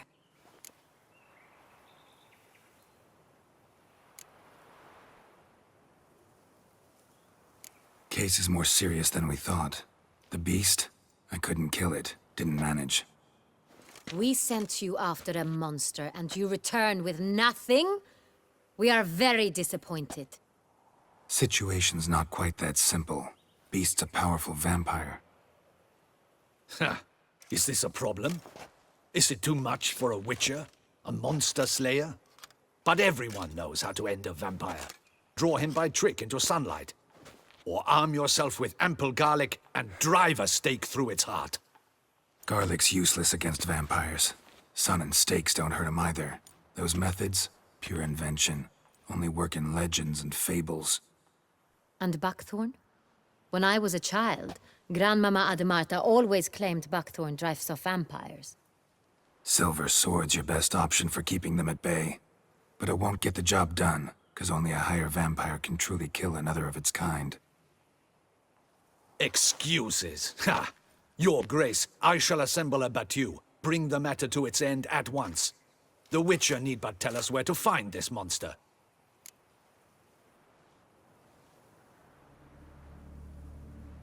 Whoa, this is work for a Witcher, not for your guardsmen. Yet when a Witcher fails, my guardsmen must step in. I'll take my best. 40 hardened veterans. No vampire can stand up to that. 40, 50, 100? Doesn't matter. Won't make any difference against him. You have not seen my guardsmen in action. Can they fight fog? Hit a target that moves faster than the wind? How? What creature can do such things? Creatures like this one. Higher vampires, we call them. Each one's a little different. Unique or exceptional, you might say. Some transform into giant bats. Others communicate with animals, command them. Yet all are still brainless beasts. Dead wrong. Thinking of lesser vampires. Alps, Ekamaras, Catacans, for instance. They're ruled by instinct, sure. Attack anything that smells of blood. Higher vampires? They think. They employ reason. Monsters driven by reason. A curious contention. What, then, do you intend to do? Try to talk to him. That's our best bet. I cannot believe this. Her Grace summons a Witcher to kill a monster. Instead, he wishes to chat with it. Ha. Know what I'm doing. His lover was kidnapped. He's being blackmailed. Blackmailed? Be so kind as to explain how a vampire might be blackmailed. Higher vampires? They're like us, motivated by emotions, not instinct. Not only are they intelligent to an extreme, they're emotionally rich, capable of feeling many things, even love. This one fell in love with a woman, a human, and he'll do anything to keep her from harm. You do not, I trust, suggest we let Milton's killer go free. Or wait until it murders again. We must render it harmless as quickly as possible. I'll find the blackmailer, free the vampire's lover. You were to destroy him, not help him. No one else should die. That's most important. As soon as the woman's safe, he'll have no more reason to kill. I admit to being swayed, Witcher. You may be right. Do you know anything about the blackmailer? Got one lead. A few scraps of paper. Blackmailer wrote the names of the vampire's victims on them. One of them stained. A drop of wine, looks like. So damn little to go on. You've no idea how wrong you are, my dear. Send for the ducal sommelier. Hop, hop! In Tucson, wine is sacred. Here there is no such thing as a drop of wine, or stains therefrom. They are stains from a drop of Est, Ervelus, Fiorano. Your Grace wished to see me? Witcher, show him the paper scrap. Benoit, can you determine which wine made this stain?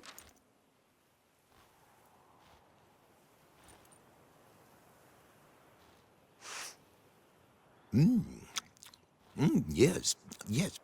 The west bank of the Saar too. That's rather obvious. Aged in barrels of Beauclair oak. Hue, deep burgundy. Clarity, high.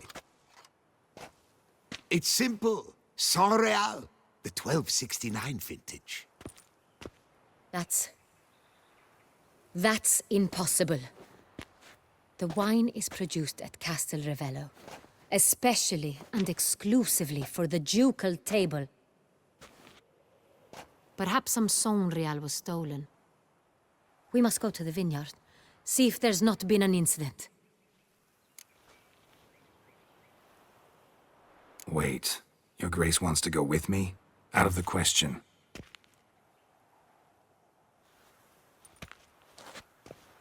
I hope you do not suppose we will sit on our ducal hiney and do nothing while our duchy is in grave danger. Your Grace, what you propose is far too dangerous.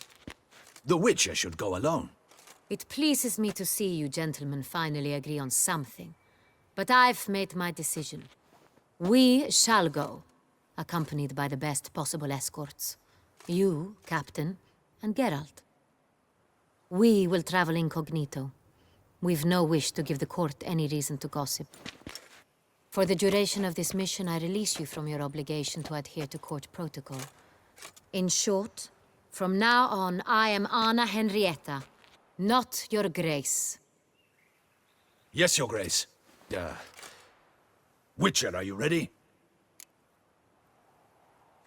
Yeah, ready to go. Excellent. Give me a moment. I must don something more appropriate and concealing. Then we will be off.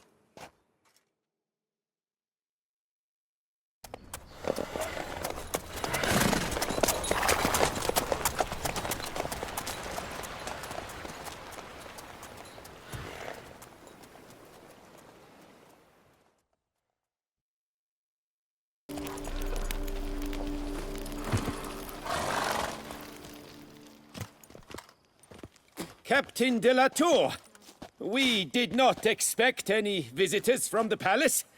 How are affairs at court? Doubtless you've heard of the Beast of Beauclair. Well, we've our hands full. Especially since the rogue last attacked in the palace gardens. I trust Her Illustrious Highness was not harmed? Kind of you to ask, Master Fabricio. I am well. Your Grace? We were not warned. I shall order the salon prepared at once. That won't be necessary. As you can see, we are not here on an official visit. Naturally. Might I ask then what has brought you to Castel Ravello?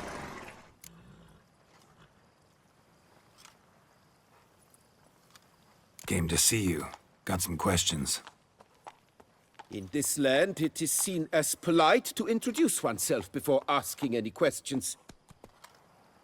This is Geralt of Rivia, a witcher. He has come to Toussaint on my personal invitation. Which is to say... Which is to say, I expect you to treat him with the utmost respect.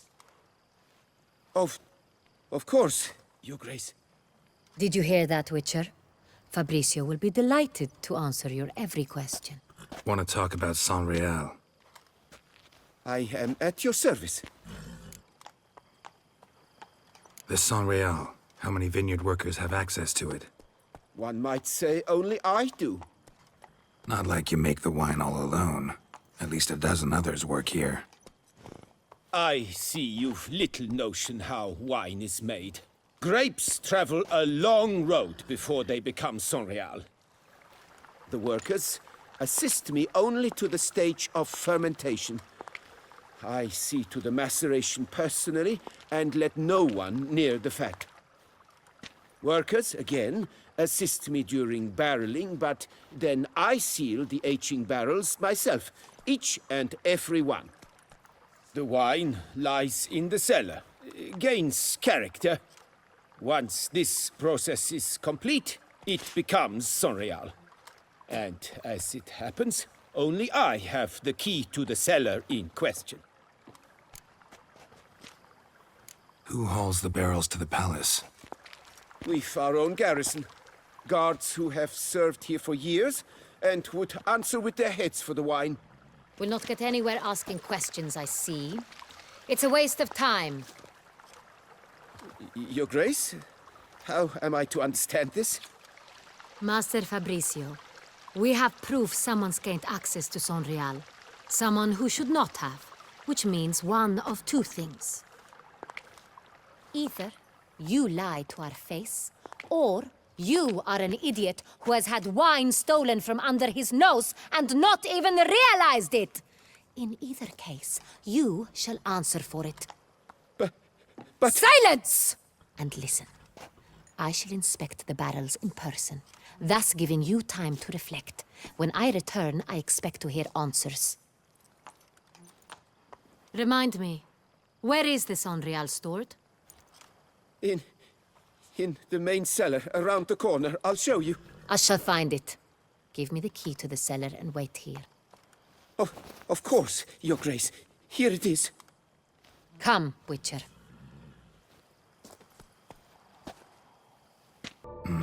Vintner's log. Fermentation completed with no complications. Tapped above sediment line. Here it is. Barreling. Everything lines up at first glance. Neatly and thoroughly documented. Then we must follow our other lead. Benoit said the stain came from the 1269 vintage. Let's find it. Revolting, bitter plonk. Could have gone sour while aging. Impossible. This is not wine.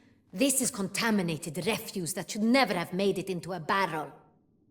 The fact that it did was no accident, I'm sure. Master Fabricio. Let's see what he has to say about it.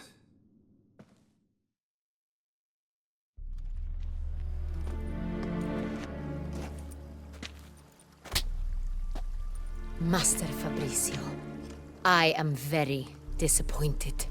But, Your Grace, You are a step away from losing your head. Speak the truth and you might yet keep it.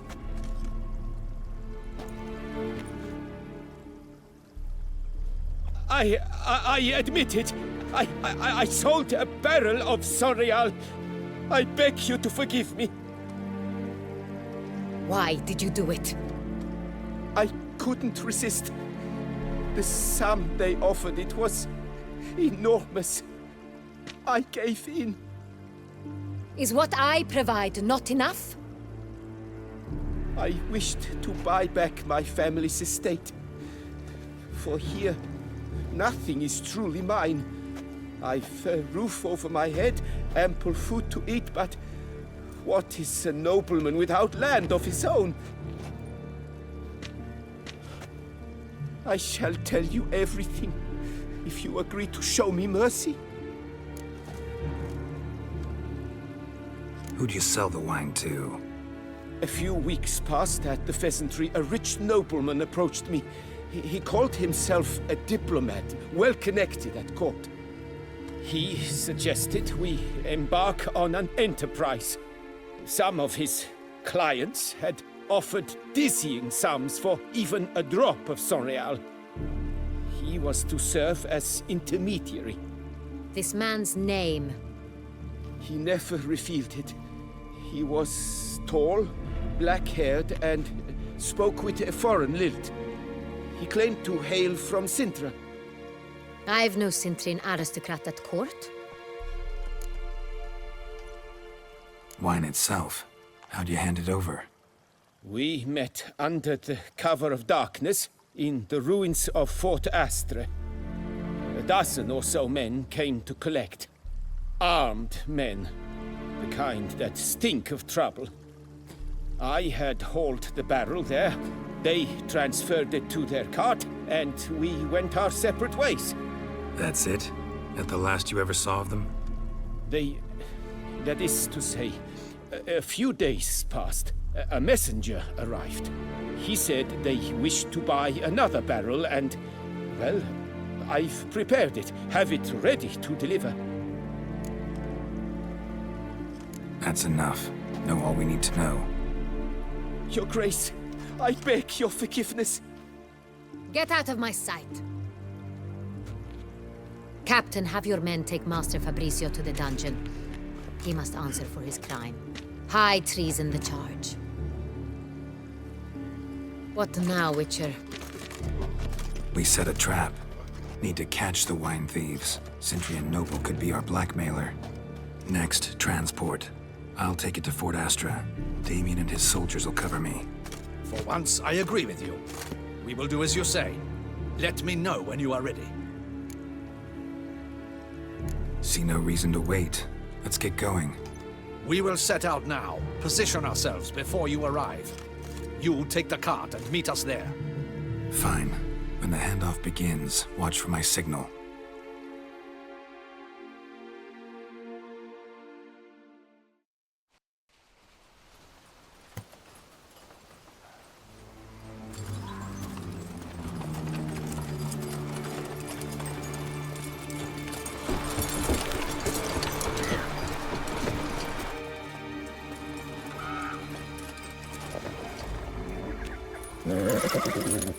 Relax. Now we wait.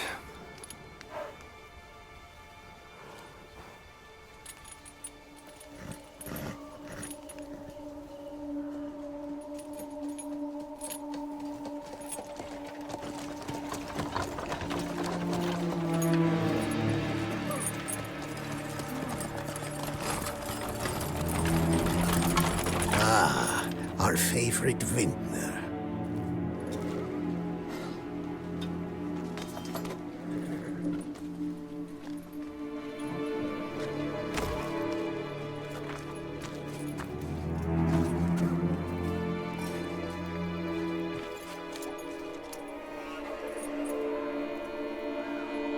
It's not him.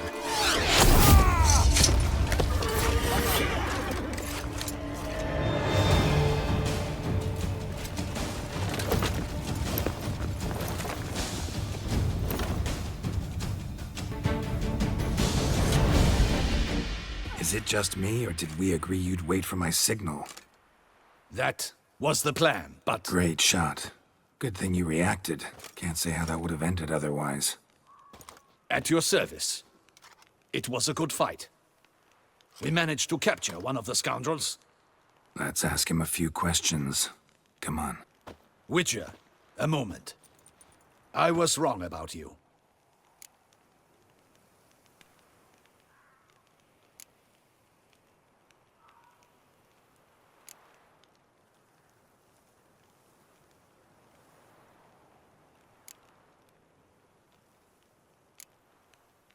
Well, had no reason to trust me, and I didn't do much to change that.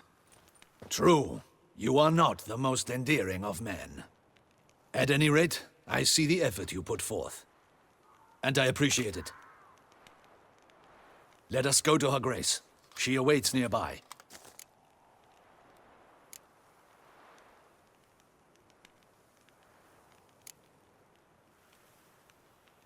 Wait, she here? I hope you did not think I would leave this to you alone, especially when every hour could prove essential. This prisoner of yours, bring him to me. We must ask him some questions.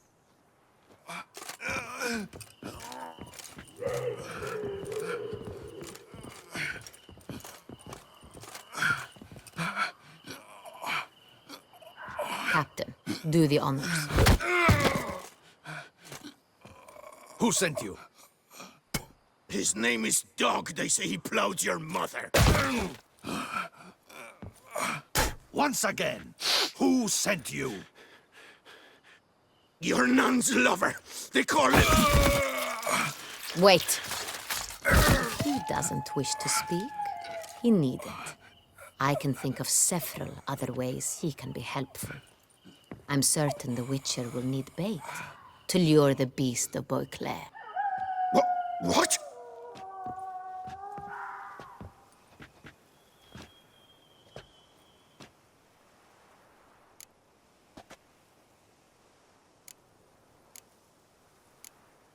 Sure can. Fresh out. In that case, he's all yours. Captain, have your men find me a strong rope. Kind that won't snap when we hang this fellow from a tree. Rope? Live bait. Great for monsters, provided they catch the scent of its blood. But I'll see to that. What? No. Crikey, no! Don't let him! Stop screaming. Save your strength. Got a long night ahead of you. No! Don't let him! I'll talk!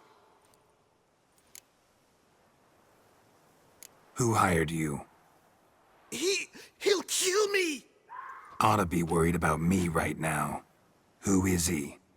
Go on, man. Spit it out. The Cintrian. That is what they call him. I've never seen him, but I know he mustered the men for this caper. That's what they said, that we were working for the Cintrian. I don't know anything else. I swear it.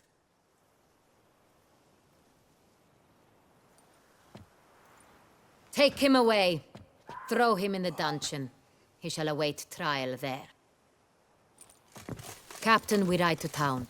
Gather your men and seek out the Cintrian. Someone else must have seen him, must know of him. Yes, Your Grace. I'll report to the palace as soon as I learn anything. I shan't return to the palace. Our mission has not yet ended. The Witcher and I will await you at the guard post near the port. Let's go to town.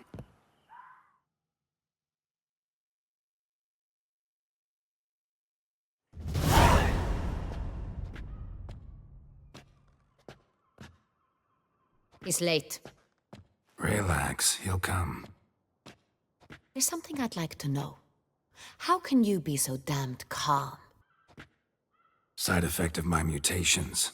We Witchers rarely get the jitters. What if something has happened to him? Captain seems like a man who can take care of himself. Perhaps he can, but this Cintrian appears to be no common bandit. He managed to steal ducal wine from under my guardsman's noses. We only learned of it through a fortunate coincidence. And it was he who specified the victims for the vampire. One must be exceptionally confident to blackmail such a monster. Still don't know this Cintrian's behind the kidnapping and blackmail. Might have just handled the theft of the wine. Even if it's so, he then sold the wine to the blackmailers. As I see it, that makes him an accomplice. Need to find the Cintrian, whether or not he's responsible for the murders.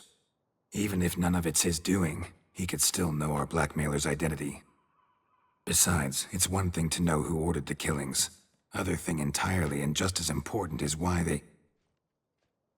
Someone's coming.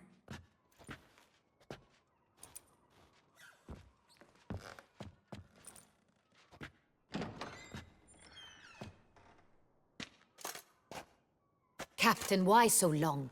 We expected you hours ago. This Cintrian does not work alone. We are fighting an organization, not one man. Bandits attacked us, not a small force either. One of my boys has a broken arm, another a shattered knee, lamed for life. And the word on the street is there's a hefty bounty on your head, Geralt. Used to it. Not the first time I've been hunted. Must you always? Now, the port warehouse where the wine was delivered, we identified it, then learned who had hired it out. This proved to be a beggar, a stand-in. We found him. He admitted all. A man had paid him to sign the lease, a man he met while begging outside the pheasantry. There, fate lent us a hand. A waitress recalled spilling wine on a nobleman who spoke with a Cintrian accent.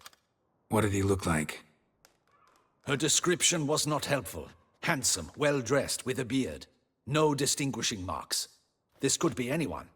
But she remembered his female companion very well, as she recognized her. On the Cintrian's arm was Cecilia Bellant. The singer? I've heard of her. She's said to be gifted, fairy. The same. We went to her home immediately. Cecilia was not there, but we questioned her servants. A chambermaid claimed Cecilia is to meet a Cintrian gentleman tonight. She'd invited him to a reception mounted by the Mandragora. Gotta nab the Cintrian. Seems we have to go to that get-together. You read my mind, Witcher. I shall gather my men, surround the establishment. Not a mouse will squeeze through. Out of the question. If the Cintrian truly does have men about the city, he will find out and escape once again. Duchess is right. Need to be careful. Best go there, blend in with the crowd. Precisely what we shall do. We, Your Grace. Geralt and I. In that sort of company, the Witcher could use my help. Where's the event gonna be held? The Mandragora always assembles at the same place, a residence in Oatville. It's a very distinguished district. Geralt, you must don appropriate attire. Then meet me in Oatville, in Mountebank Alley.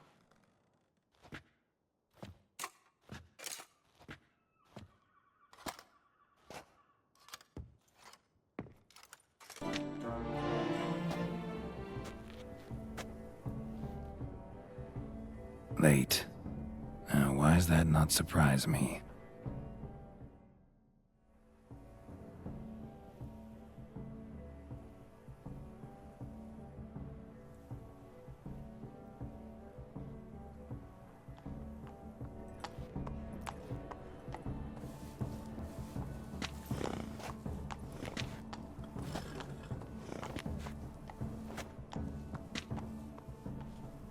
Well, well. I did not expect you to have such a sense of style.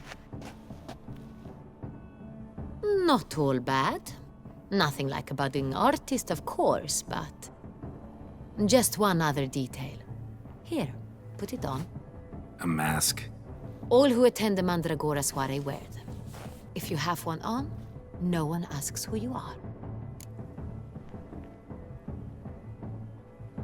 Let's go. Soiree's started. Mm-hmm. Wise of you to hide your weapons. They'd not have let us in otherwise, that's certain.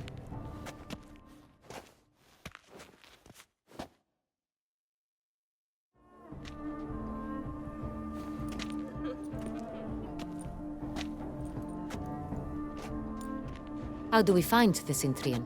Have you a plan? Key is not to spook him. Need to ask after his partner, Cecilia, first. Less likely to raise suspicions. Soon as we find her, we find him. Especially since he might be expecting us. What do you mean? Ran into some of his thugs in town. Knew who I was. Had it in for me. Right. Right you are. We must proceed with caution. Come, it's our turn. Madame, Monsieur, an extraordinary pleasure to welcome you to the Mandragora's soiree. Tonight, I particularly recommend you direct your attention to the performances prepared by artists of our community. We were really hoping to meet Cecilia Bellant. You are admirers, I surmise. I'm certain you will have ample opportunity to converse with her. It cannot be easy to identify anyone in this crowd. Perhaps you could help us find her. I don't know where she is now, but I can give you a clue. Let's hear it. Seek the Kaveri orchid. Meaning? Cecilia wears one in her hair. You shall recognize her easily by the orchid.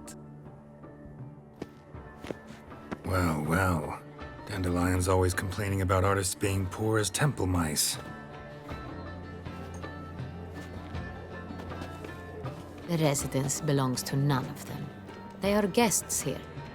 Oriana, she owns this. Woman in the black dress, there on the balcony. Got her. Doesn't wear a mask? It would be pointless. All would know her anyway. Koviri Orchid. Let's look for it. If we find Cecilia, we'll find the Centrian.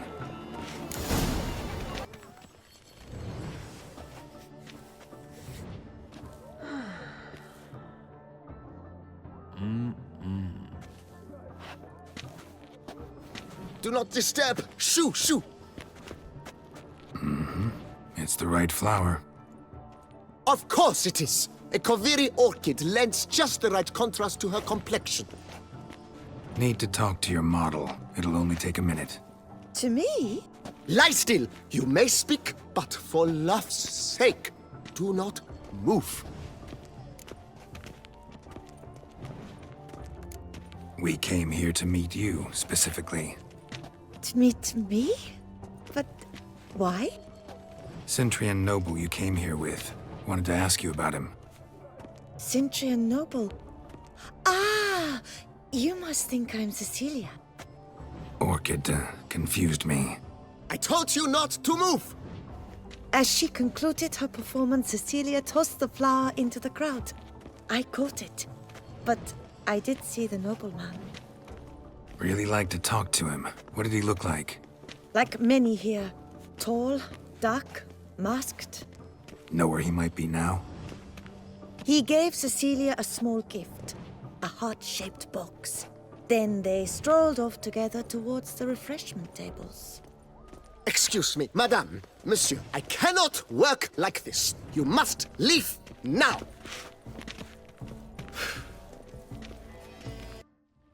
Sorry, only artists in the Mandragora allowed. Come, we must consider what to do. I'd recognize that voice anywhere. You must be mistaking me for someone else. I served 15 years in the palace. Your Grace, I'd not mistake you for anyone. Shh! Not so loud. We are here incognito, on state business. Yes, Your Grace. How may I serve? Looking for Cecilia Belland. Seen her? She's in her dressing room, where she went with a nobleman. They clearly were drawn to each other. What did the man look like? Tall, broad-shouldered, a black beard peeping out from under his mask, and he spoke with a foreign accent, a drawl of sorts. That must be him. We must get to the dressing room, quickly. Yes, Your Grace. I'll take you. No, stay here. Anyone tries to flee, you stop them. Understood. Quickly, upstairs.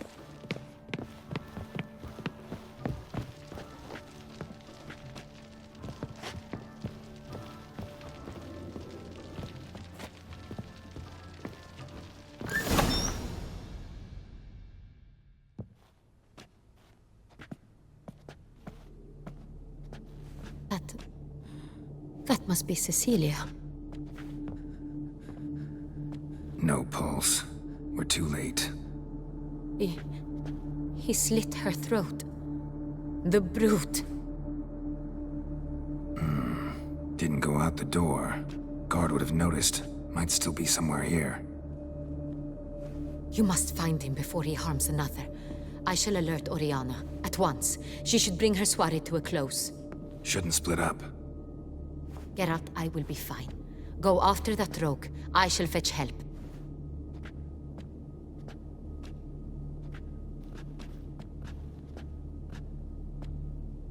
Jewel was in the box, it seems. Centrian tried to steal it, but someone got in his way.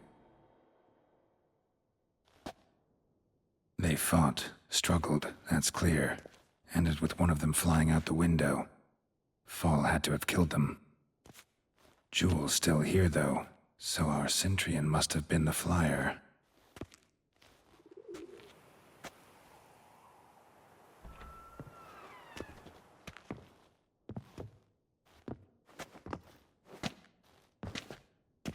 So, this is the tracker. A witcher, yes? Indeed, this is him. We found the body together. Then he set off in pursuit of the killer. And ended up here, but I've only found evidence of a fight. Seems the Centrians killed his last. Finally failed this time. Shame it happened too late for Cecilia. Poor girl. Always told her she chose her males badly. But I would never have suspected she could arrive with a murderer. I'll alert the staff. Have them see to her body at once. Meanwhile, we should sit. I will tell you everything, in full detail.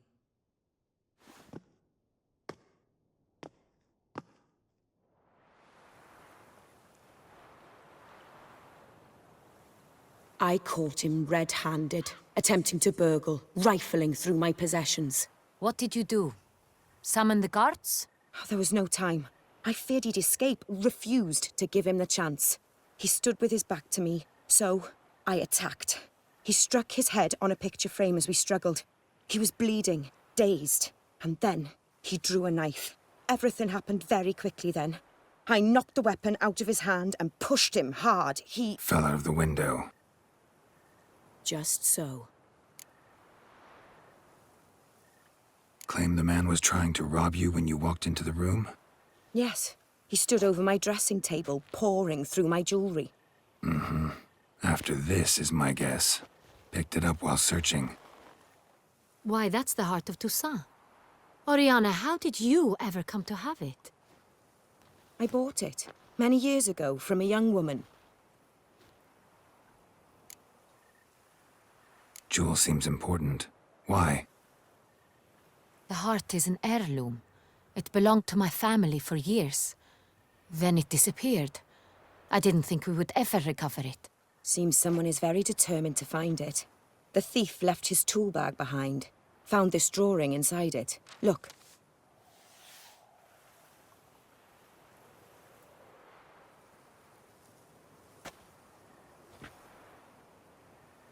The heart of Toussaint. Representation's pretty faithful. Centurion must have been on a job. Got very clear instructions what to look for. So it is not him we seek, but his employer. Is this the only evidence we found? Also happened on the weapon he attacked Oriana with. Hunting knife. Used to skin game. Got an emblem on its hilt. This crest is used by the Lords of Duntine. The present master of the castle is a passionate hunter. Our next lead, perhaps. Oriana, everything we discussed here, hope you'll keep it to yourself. Counting on it, in fact. Word gets out he, failed in his attempt to steal the jewel. His employer could run. We need to proceed cautiously. Discretion is in the interest of us all. I'll not ask what this is about, just as I expect not to be troubled about it again. By anyone. Forgive me, Madam Oriana, but might I have a word? You must excuse me a moment.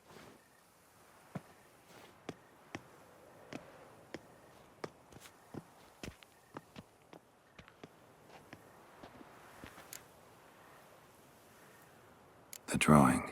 It's on the same type of paper the victims' names were written on. Drawn with the same ink, too. Seems the work of our blackmailers.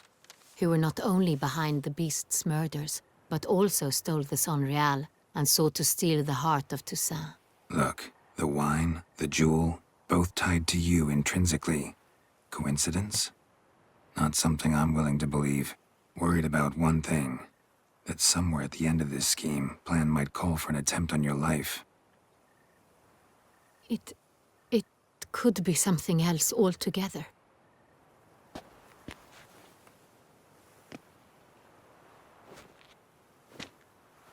My sister, Siana, might be among the schemers. She left court when we were children. My parents banished her from the duchy. I've not seen her since. Think your sister might be involved? Why? You see, I recall her always being rather possessive, throwing jealous fits if I had something she didn't. Here, that's normal for sisters. rivalry. True. I suppose I gave as good as I got. There are times I miss that very much. The wine, its theft, was the first clue. That's very much like her. She always did enjoy stealing my toys. But I grew almost certain when I saw the heart of Toussaint. Siana received it from father as a gift, at a time when my parents thought of her as but an ill-behaved little girl. Someone wanted some of my wine. The same someone ordered our family jewels stolen, or recovered. It's my sister. It must be. A fallen princess satisfying whims, going after lost luxuries? Could be right. What did your sister do to get banished? Siana was cursed. Parents run afoul of some mage? No. She was born at an inopportune moment. They said she was touched by the curse of the Black Sun. Geralt, is it true? Can an individual be evil because they were born during the wrong lunar phase? Could be the case. Could also be because they were treated like lepers from birth. Isolated, prodded, ostracized. Couldn't have had it easy, Siana. She was angry at the whole world. She felt inferior, felt pain, though she masked this with confidence, arrogance even. She could also be cruel at times. I recall one such situation. She persuaded Cedric the Coolbird that she could see the future in her dreams. We were children, and Cedric's brother was smitten with me. It was an innocent childhood crush. Siana knew of it. She told Cedric of a dream she had had, that he would die at the hands of his own brother. Cedric stole his father's sword and killed his brother. She destroyed 2 lives with a prank. Cedric mourns to this day. In the end, they forced her to leave the palace. A decade passed. More. I've missed her terribly since. Your mission has gained new import. You must go to Duntine, and if Siana is there, you must find her. No matter what she did, she is not to be harmed in any way, shape, or form. You must make sure of that. I'll find her if she's there. I hope you do. I very much wish to talk to her. Sister to sister. Your Grace, Geralt, I'd like to introduce... Regis! What a surprise! I had no idea you were in Beauclair. And this is... My very dear friend, Detlaf van der Eretain, an arrival from Nazaire. We are lending our combined resources to the Witch's hunt. Ah, yes. Splendid. But why are you here at Oriana's? They came to pay me a surprise visit, so I invited Regis in for a glass of wine. We've known each other for... ages. Literally. Witcher, I hear you know Regis too. Even that you are friends.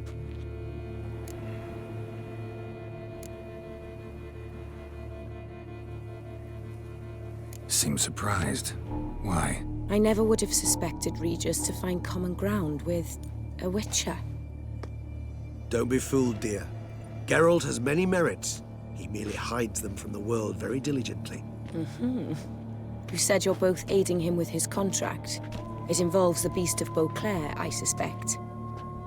Master Witcher, maybe you could satisfy my curiosity. What's it like going toe-to-toe with a monster, knowing you've only 2 options, to kill or be killed? Despite what you might have heard, I don't lunge at every monster I see sword in hand. Talking gets the job done for some. I wonder what a monster might have to say to you. It might want to apologize. My word. What might a monster wish to apologize to a Witcher? For killing. Though at times there is no choice, when loved ones are at risk and require protection. These other solutions often come too late. You're well aware there are men And witches who have done worse in defense of their loved ones. Am I right, Geralt? If I understand you correctly, you would rather help a monster than kill it. If possible, yeah. Or at least try. Enough about the Witcher trade for now. Regis mentioned you come from Nazaire. I spent time there as a child. Fond memories? It was wonderful. I was positively entranced by the land's fashions. Deep-cut dresses I found most fascinating. I believe we're running short on wine. I should go to the cellar, bring another bottle. Let me go. Wanna help, Regis? Know your wine a lot better than I know mine. We shall return forthwith.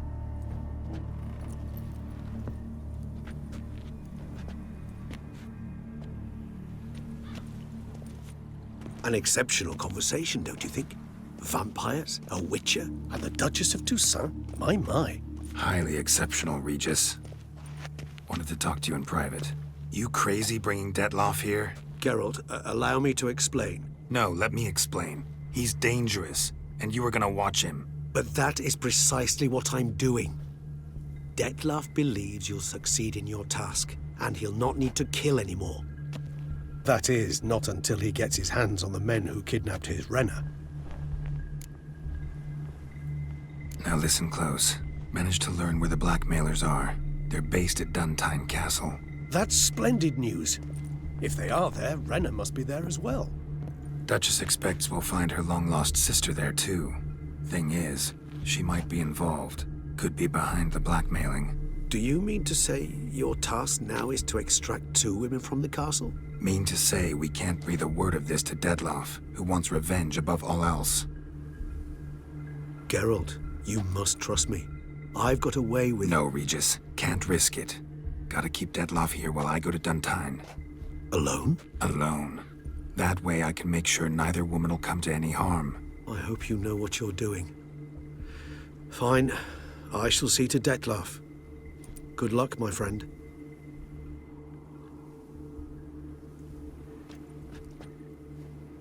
Splendidly, Detlaff. Ah, I'm grateful you brought back those memories. You're back. It took you long enough. Contrary to what common folk believe, choosing a wine is not nearly as easy as it might seem. Especially a wine to be served to 2 exquisite ladies. Regis, gallant as ever. I regret all the more that I shan't finish this second bottle with you. Duty calls. Your Grace, always a pleasure. I thank you for your help. It's been invaluable. Geralt, will you see me out?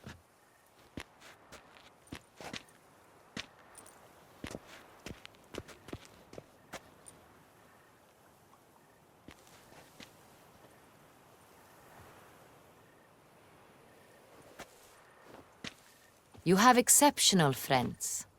This Detlaff, an intriguing man to say the least.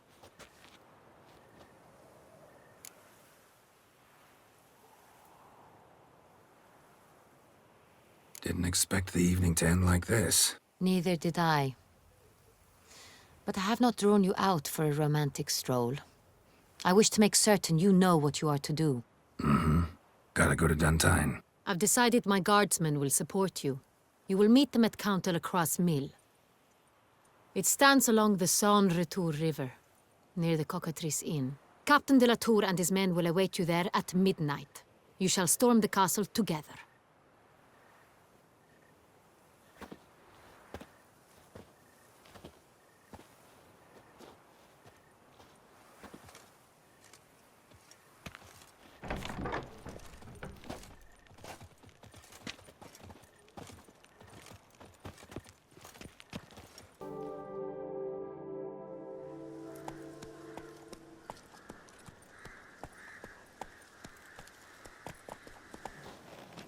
So eager, are you? The mill, then. We shall discuss the assault inside.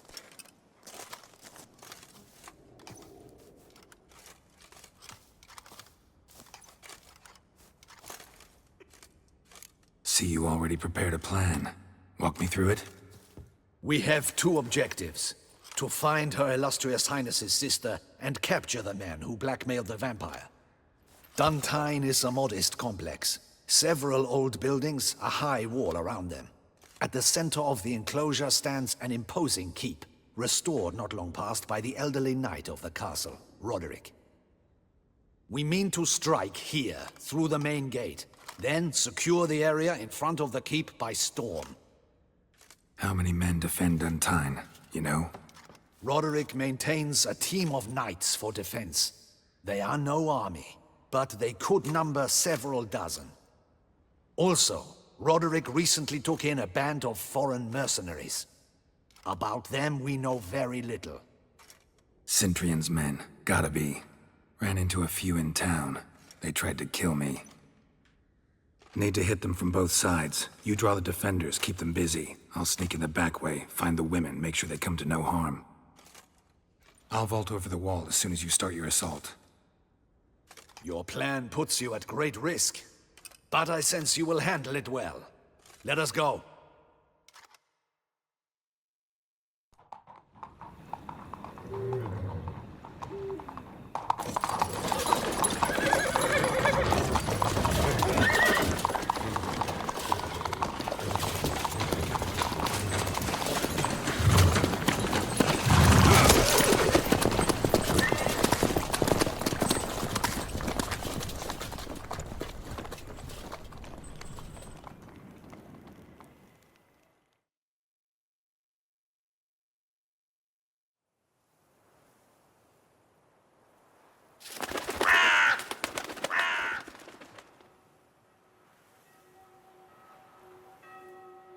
So it begins. Quick! We grab Roderick's horses and we bolt. We won't vault far if the boys out front don't hold. Not so fast. Little change of plans. Mercy! Mercy! I did no wrong! Nah, kept the wrong damn company. Cintrian's men, where are they? I knew... shouldn't have let them under my roof.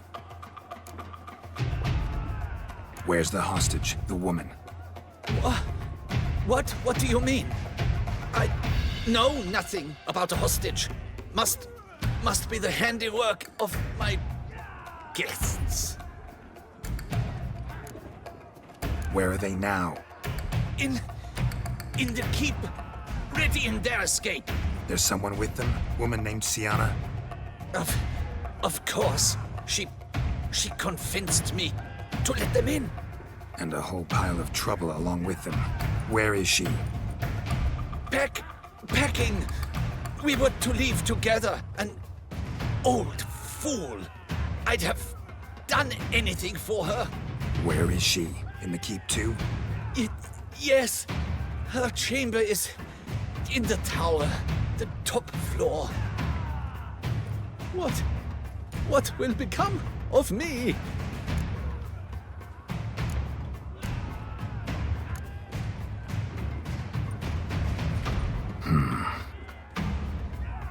Here, press it against the wound. Should staunch the bleeding. I thank you. What is happening? This one! Kill the shit lads! Do not let them mercy! Where's one? They're all around!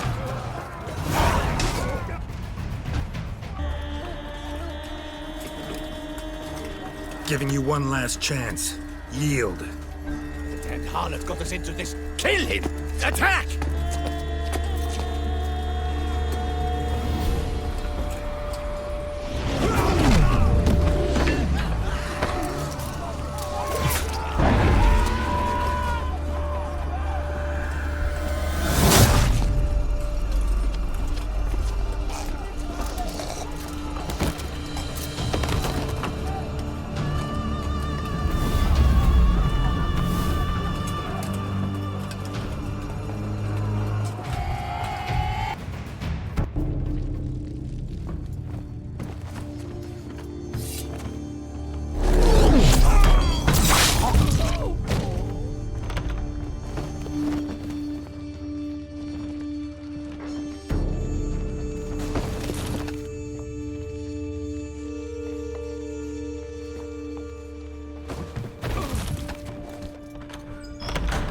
Renna!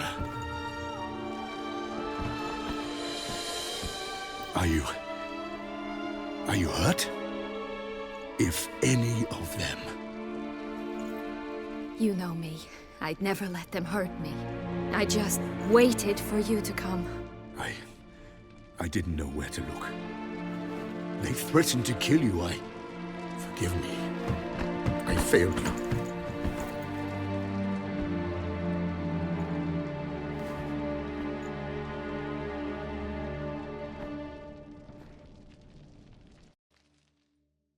Now we need only find Anna Henrietta's sister.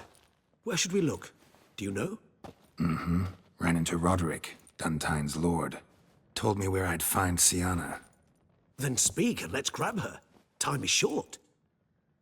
Said she was in a room in the tower. Very one we're in right now. Which, incidentally, looks nothing like a prison cell. And just so happens there's a carafe full of wine here. Bet it's stolen San Real. What's your point?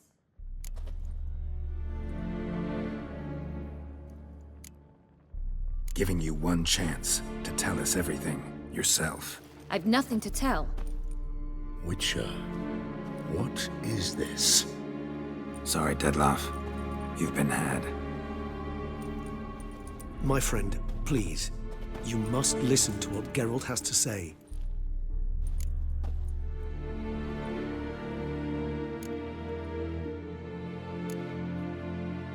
Never was any abduction. She faked it to be able to control you, manipulate you. You lie! He seeks to turn us against each other. Let him speak. Blackmailers? Pure fiction. She planned everything. You killed all those men at her behest. That is impossible. Sorry, Dettlaff. She used you. Part of her plan.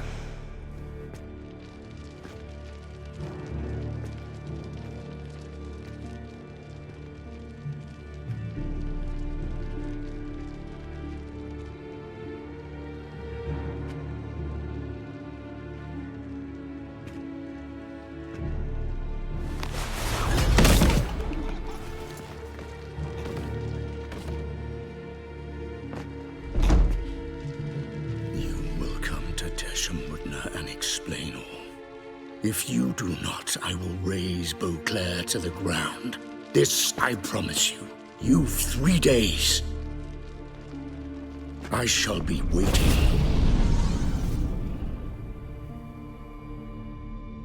He just fly off? He did not wish to act rashly. He's gone to soothe his nerves. Think he'll do it? Make good on his threat? I cannot say. He can be unpredictable when fury consumes him. I shall go to him. Come again? After what he just... You don't know Dettlaff like I do. If I don't do as he says, he truly will destroy the city. He's more than capable of it.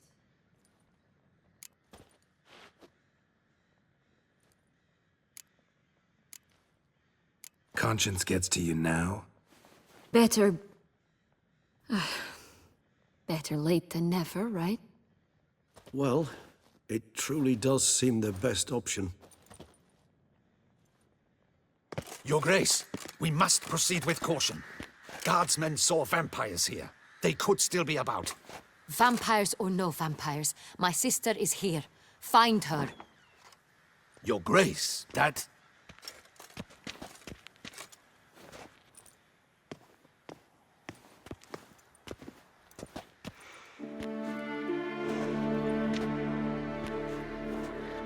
Sienna, it's true.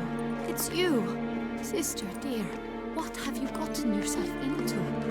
So concerned, I'm surprised. Is there an ounce of truth to it?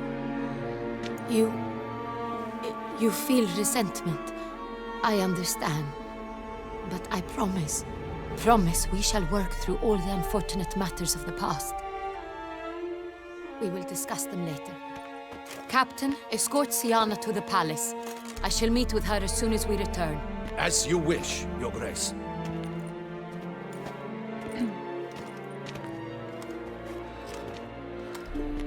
And you, Witcher. You have my thanks. I cannot believe my sister was so near the whole time. Roderick of Duntine shall answer for treason and blackmail.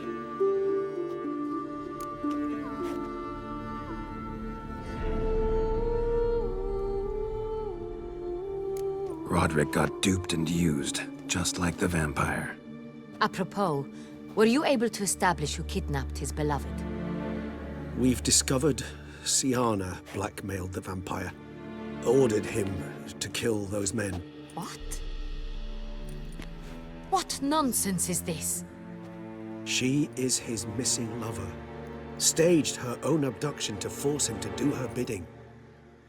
He was a tool. Whole scheme was Siana's. She was behind it. You're mistaken. You must be. This cannot be true. Your Grace, I know this vampire and... What? You know him? Who is he? Detlef. The same who so recently sat at my table and told me of Nazaire. Is there anything else you've neglected to mention? A dragon living beneath Mount Gorgon, perhaps? Is anyone else here a vampire?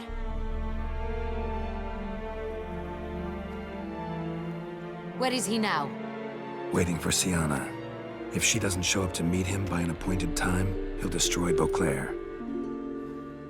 He dares threaten us? Your Grace, we have 3 days to bring him Siana and... Not a word. You have 3 days to bring me his head. No more secrets. No more helping vampires. I want what I'm paying for. The head of the beast.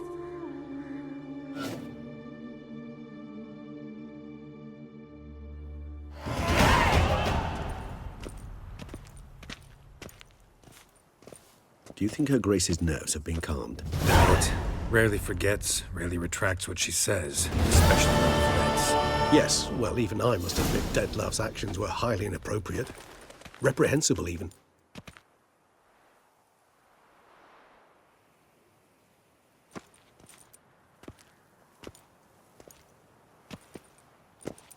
Are you upset? Why would I be? Let's see. You're returning from your hunt empty-handed. No trophy. No new lead to boast of, then pursue.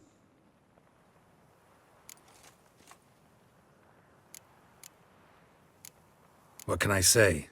It happens at times. Especially likely to when the monster I'm chasing can turn into fog. How do your employers customarily react when you fail to meet their expectations? It depends. Peasants cuss me out. Merchants demand I refund their deposit, whereas nobles mostly just release their hounds. And rulers? Usually threaten me with the gallows. A most illustrious grace awaits the gentleman. Your Grace, the population demands she be punished. Siana's committed terrible crimes. Spilt so much blood. Another word, Palmerin, and I shall spill even more blood. Yours. I repeat for the last time. Siana is responsible for the death of many, true. But she is also my sister. We are bound by blood and by a shared childhood. I shall not allow her to be lynched. Your Grace, I fear the masses might rise. Storm the prison, pitchforks and torches in hand.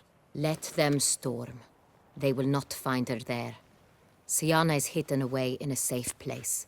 She shall await trial there until we have rid ourselves of this accursed vampire. Which, to judge by your means, has not yet come to pass. Did what we could, but... My patience is at an end, Geralt. Where is he? Where is Detlef?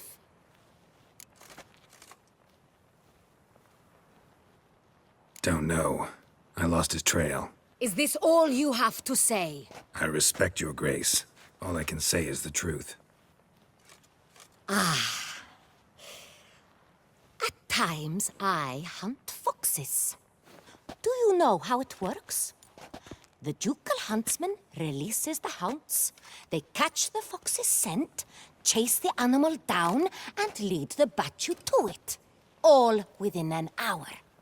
You, Witcher, have had a week. The aid of my most excellent knights. Yet, you have tracked absolutely nothing down. I've begun to suspect my beagles might have done a better job.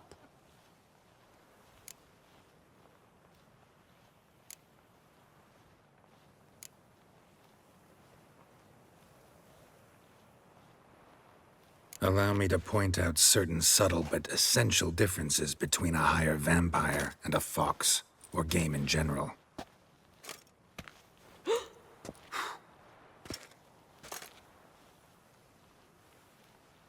Truly. Like the ones between a pathetic quip and a treasonous offense. Watch your words, Witcher. But to the matter at hand. Have you managed to establish anything? Your Grace, it seems Siana tricked Detlef, used him to murder the knights who escorted her into exile. We have reason to believe that...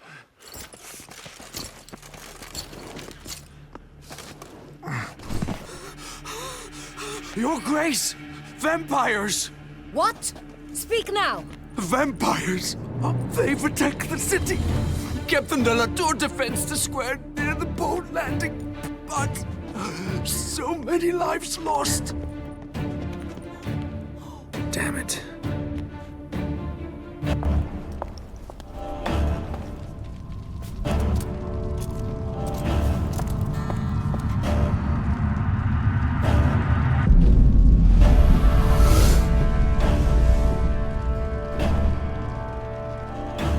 If it's war this Detlef wants, it's war he shall have. Geralt, get to work. This time I'll hear no excuses. Palmer and you...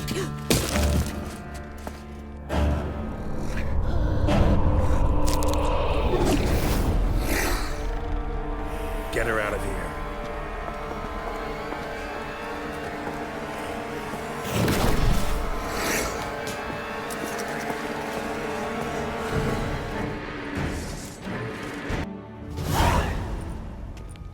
Siana failed to appear as summoned. And there. Detlef was not making idle threats. Seems not. Need to make some serious plans of our own now. It's gone too far, damn it. Gotta find him. Stop him. Question is how. We've tried everything. That is not exactly true. There is a certain, staggeringly dangerous, mind you, way to force Detlef to reveal himself, and incite him to fight. That's so. Go on, then. Let me hear it. In due course. But first, Geralt, I'd like you to consider the alternative. After all, you could fulfill Detlef's demand and liberate his beloved Siana. Really want to free Siana? Hand her over to Detlef? Refuse to accept you consider that wise. It's hard to believe, I know. But Detlef is not actually evil, merely impulsive. He needs but meet with her, speak with her, and he will spare the city. So say I agree to this, because I might. Still no chance Anna Henrietta will. I do not recall ever suggesting we ask her permission.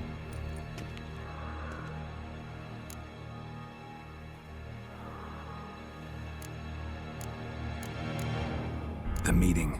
What if it's nothing like you say? What if it goes sour, ends in a fight? Willing to guarantee Siana won't get hurt? It seems unlikely in the extreme. Didn't ask for a lecture on probability. Need a simple answer. Yes or no. I vow that not a hair on her head shall come to any harm. Got serious reservations about this plan. Not least among them, we have no idea where Siana's being held. You heard the Duchess. She's not at the prison. Hardly a reservation. More of an excuse. I'm certain you'll find her. You must merely decide you wish to. Could ask Damien. Duchess treats him like a lapdog. Keeps him close most times. He might know something more. There, you see. I knew you'd think of something. Bravo. I trust I've dispelled your doubts, then. Not so fast. We're not done talking. How would I go about luring Detlef out of hiding if I wanted to? With the blood of a virgin? You see, somewhere nearby lives an unusual denizen. One of the unseen, ancient and powerful vampires. Among the oldest and strongest. And? Toussaint is this unseen elder's territory. All vampires owe him fealty while they are here. He need but say the word, designate a time and place, and Detlef will be forced to appear. So this unseen elder, how do we convince him to summon Dettlaff? We must find him first. The Elder does not see arrivals unless he absolutely must. But locals, Oriana, for instance, you know, she too is a... Yeah, figured it out. All right, let's say she gets me in to see the unseen elder. What then? I don't know. You'll have to improvise, I suppose.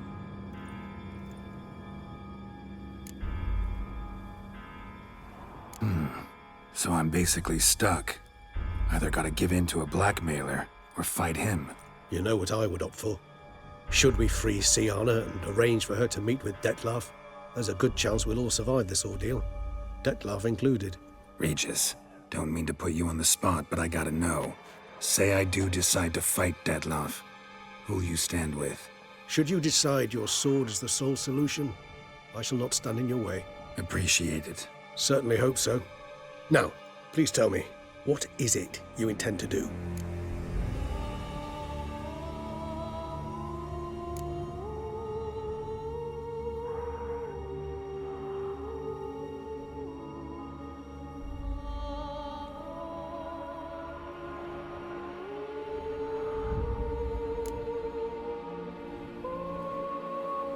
Crazy as the plan seems, I'll do it.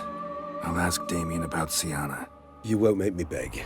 I knew you wouldn't. Slow down. Not promising a thing. Just want to get a feel for the situation to start with. Coming with? Of course. Many hands make light work.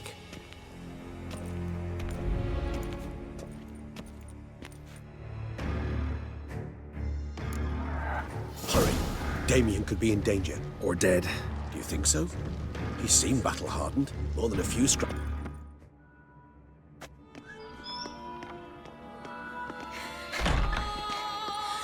In a hurry to get somewhere? Very much so. Now be kind enough to step aside. Chaos in the city. Know what's going on? Naturally. It's rather irritating. Need to, see you're unseen. Convince him to stop Dettlaff. Heard you could help me with that. My. It seems my dear Regis needs to be reprimanded. He's become rather indiscreet. And you, there are simpler ways to commit suicide. A number of bridges you could jump off, for instance. Just want to talk to him. Talk. Lovely. He'll rend your head from your neck. Make shreds of you before you can open your mouth. Let me worry about that. Willing to do it or not? I, too, would prefer a city calmed, but to reveal so dear a secret to a witcher. Know what? Come with me. I must tend to a certain matter. Then we'll talk. Oriana, I don't have time for that. Folk are dying and... And I'm about to mount my horse, so either ride with me or finish this moving monologue alone. Damn it. Fine. Where are we going? Not far. You see, I maintain a kind of shelter just outside Beauclair. An orphanage, to be precise. I've heard the birds whisper. They claim a terrible thing's happened there. Under the present circumstances, I must treat this seriously. I'm sure you understand. Perfectly. Let's go.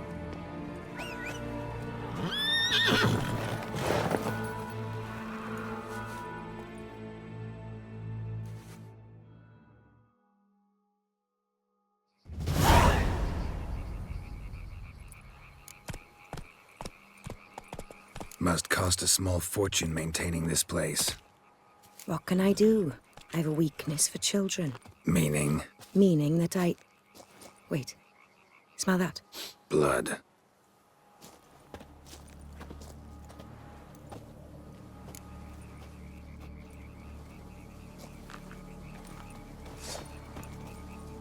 Arno! Arno!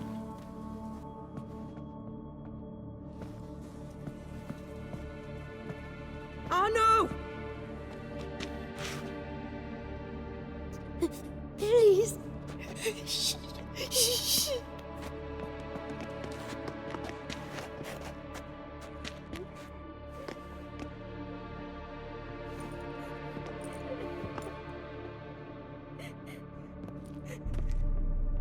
What happened?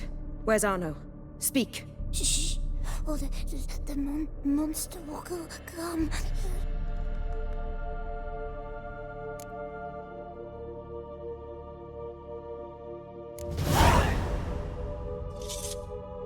Easy, little man. You're safe now.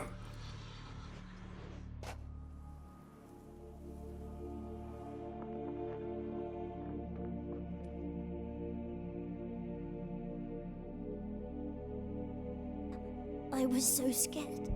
So scared. Of what?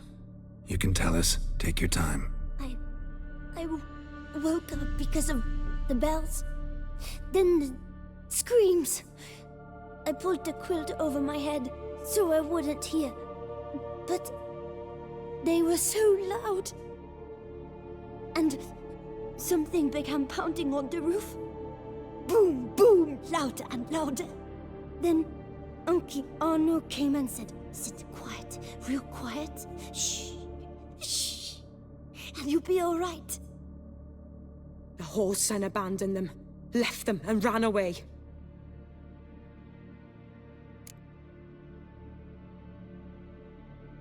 What happened then? Bartes, Neve, Mora, and some others. They ran out. My sister Anna and me. We hid right here in the room. But Anna, she began to cry. I covered her mouth, whispered, "Shh, shh, shh." Held her long. Till she stopped. You mean to say you... Drop it.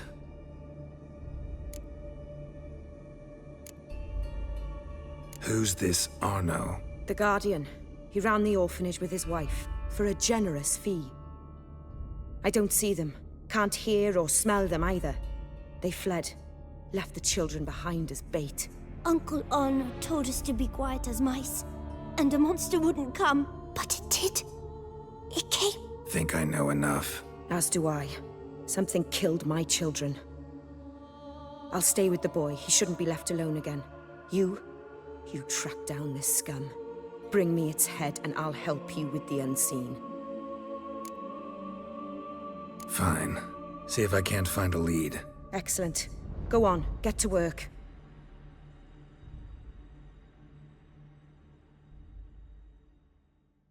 Come, little one. I'll sing to you. Wolves asleep in midst the trees, bats all a-swaying. But one soul lies anxious, wide awake, fearing all manner of ghouls, hags, and wraiths.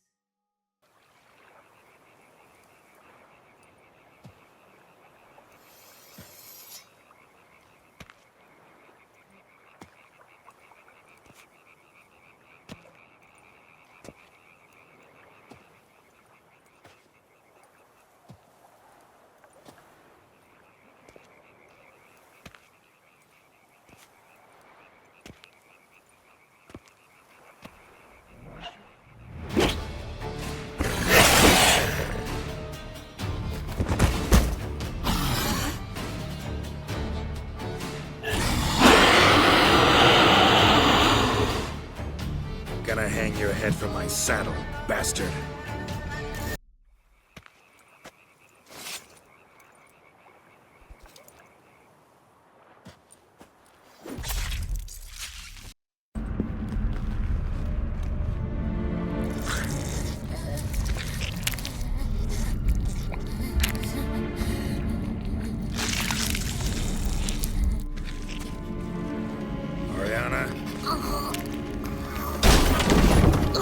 Release him. Now.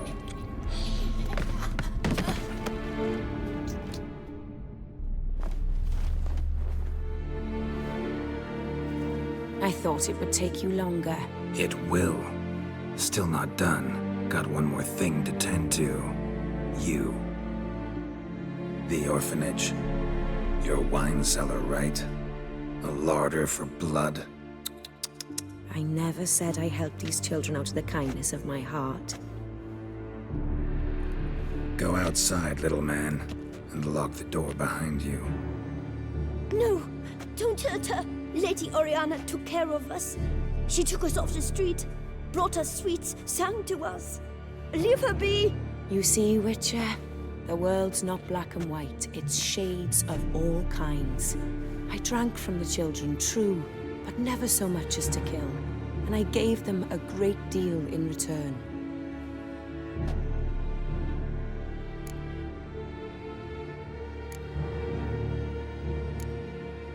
I run into dilemmas all the time. Situations where it's hard to judge, hard to know what's right, make a decision. This is not one of them. You disgust me and deserve to die. But? I'm in a hurry and you're hiding behind a child. So you'll live this time. I'm letting you. Did what you asked. Children's slaughter's the work of a Garcane, one of those summoned by Dettlaff. Probably supposed to attack the city. Children's scent lured it here. Yes, it carries quite a way. Its sweetness teases the nose, gets the mouth watering. Unseen Elder. Where'll I find him? Talk. His lair lies west of the city, across the lake. Look for a cave near the shoreline, and this stone will open a hidden door. Not gonna take me there? I visit the Elder only when I absolutely must. You'll know why once you meet him.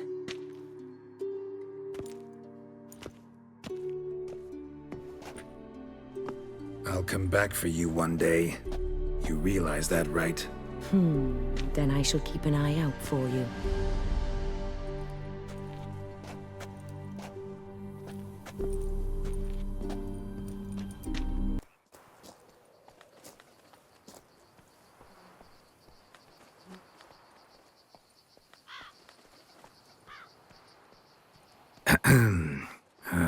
So, I'll be at the boat landing near the palace, waiting for Regis there. Mind telling him?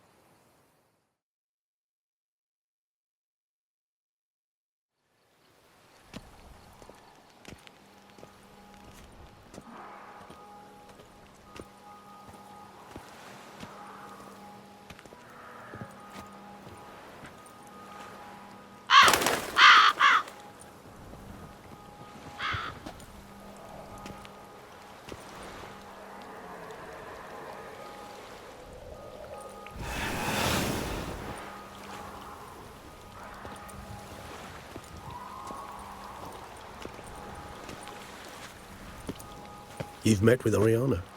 How did it go? Not well. Oh. Did she not divulge where you might find the unseen? No, she did. Also divulged her hunger for the blood of small children. Well, I admit I'd heard rumors, but preferred to lend them no credence. Rather not talk about it. Caves west of town, other side of the lake. That's where we need to go. I see. Well, I'm prepared to set out at any time, but... Yeah, I know. You'd still prefer to free Sienna, for Dettlaff's sake. For the sake of you both. Oh, please. Orphanage, what happened there? His fault, plain and simple. City gutters are overflowing with blood, that's his doing too. And you're worried somebody might have hurt his feelings? To meet the unseen elder is to face mortal danger. I've said so all along and never in jest. You are a friend, a dear friend. I'd rather you not risk your neck unnecessarily. I think it's natural, I think it's obvious. Obviously natural. Especially when we've an alternative. An entirely reasonable one.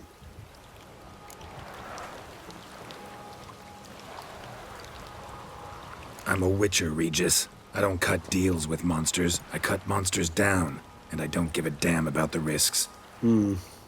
Well, I understand. I'll not mention it again. Thanks. Time we were on our way. Listen, I need to sail there. Coming with, Or would you rather float over as a puff of fog? I'd not be able to talk as a puff. And as you know, talking is something I very much like to do. Mm-hmm. At length and in detail. Let's go.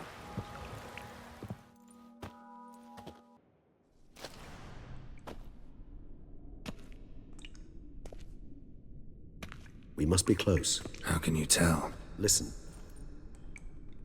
Don't hear a thing. Not one rat, one bat. Dead quiet. As I said, he despises guests.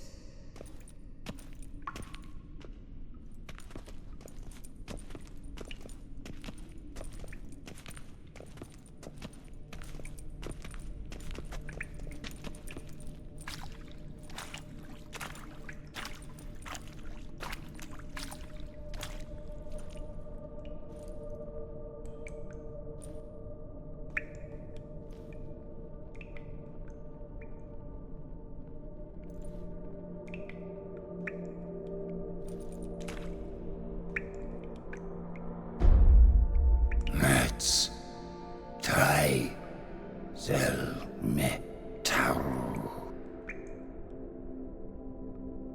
Sporenni veres nats atrannes, avile cleva regis et Settlers!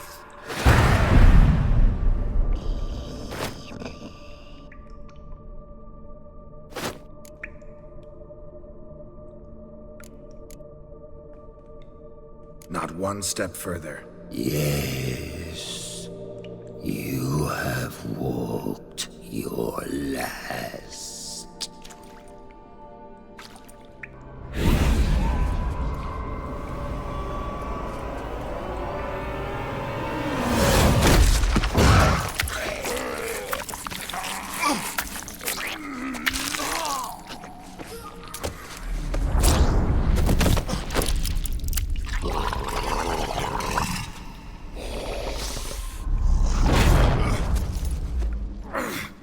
No!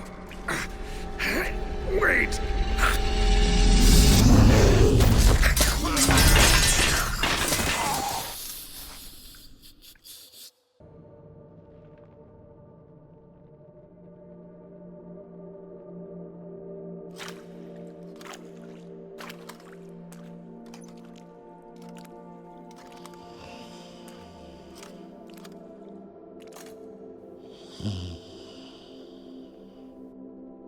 Etzelthi, laut Niama.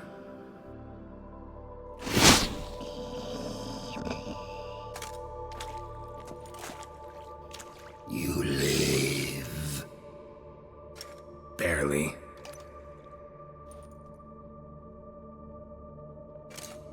You're not attacking. That mean you'll hear me out? Perhaps speak.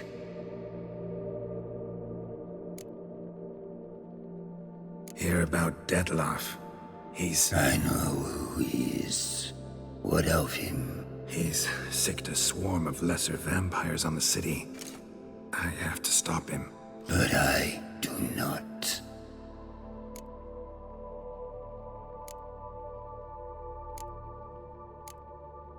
Innocents are dying.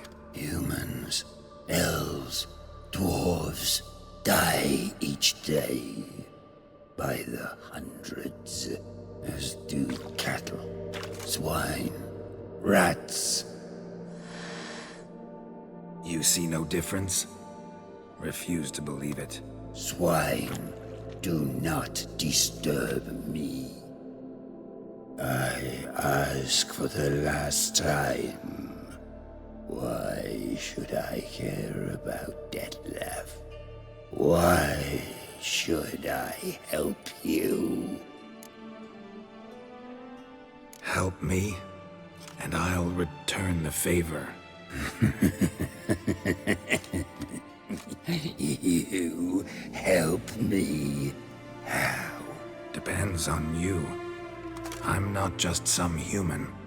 You are no one. Is your plan?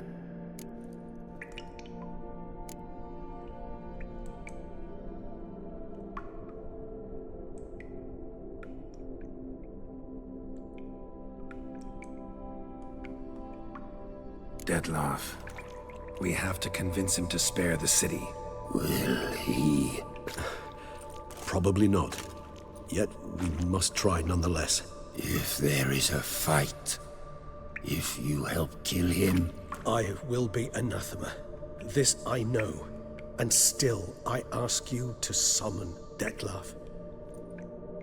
Where? Teshem Mudna. Go. Once I sent you there, I will summon Detlav. I thank you. Leave me.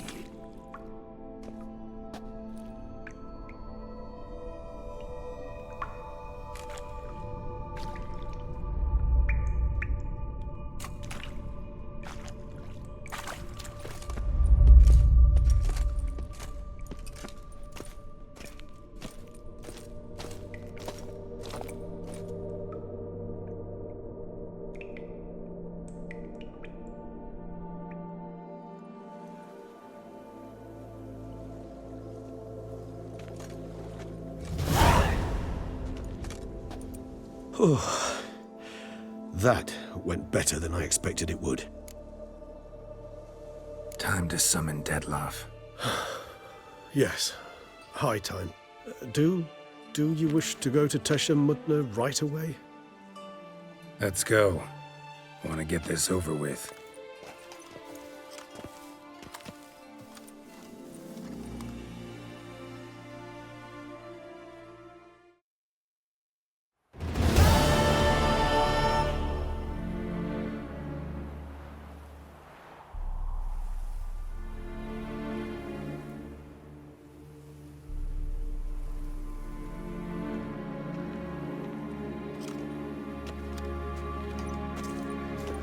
Nice place. Isn't it?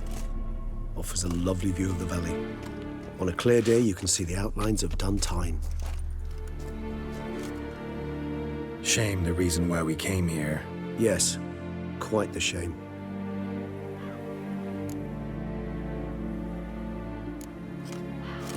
Regis, let the Unseen Elder know we've arrived. Have him summon Detloff.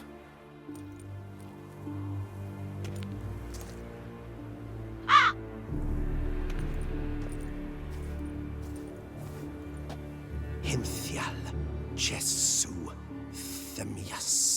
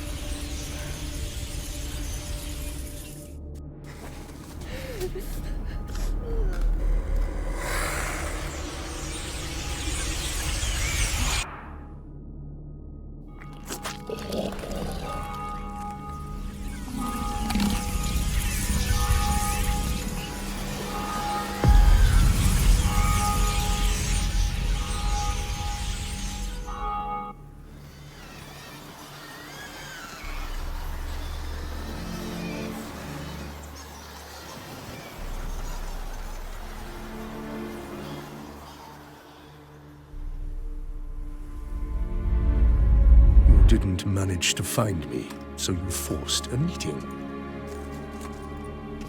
Why? You know why. I've tired of guessing your human thoughts. So articulate them or leave me be. I understand your anger, but you need to stop the attacks in the city immediately. My conditions are clear. I wish to see Relo. I wish to see Siana. Yet she is not here. You know why. The Duchess would not release her. So the Duchess must face the consequences. Detlav, please. All this for one woman. You understand nothing.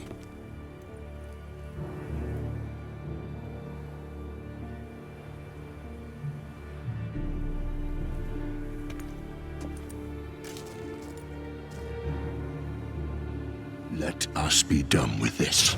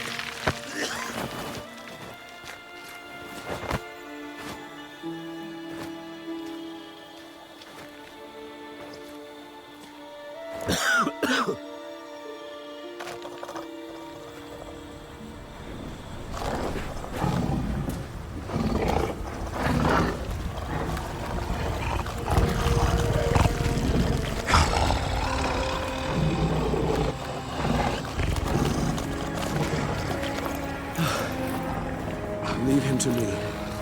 Be gone. I can't. I insist.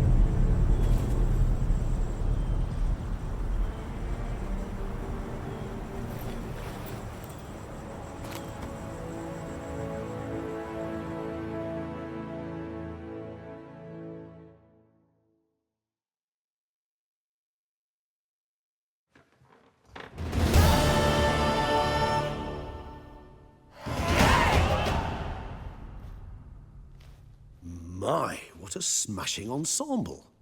You wear it well. Shut up. I look like a twit. The caftan is sewn of the best fabrics available, and according to the best tailoring practices. But one must have a modicum of taste to appreciate this. Even the most exquisite robes cover only deficiencies in beauty, never in refinement.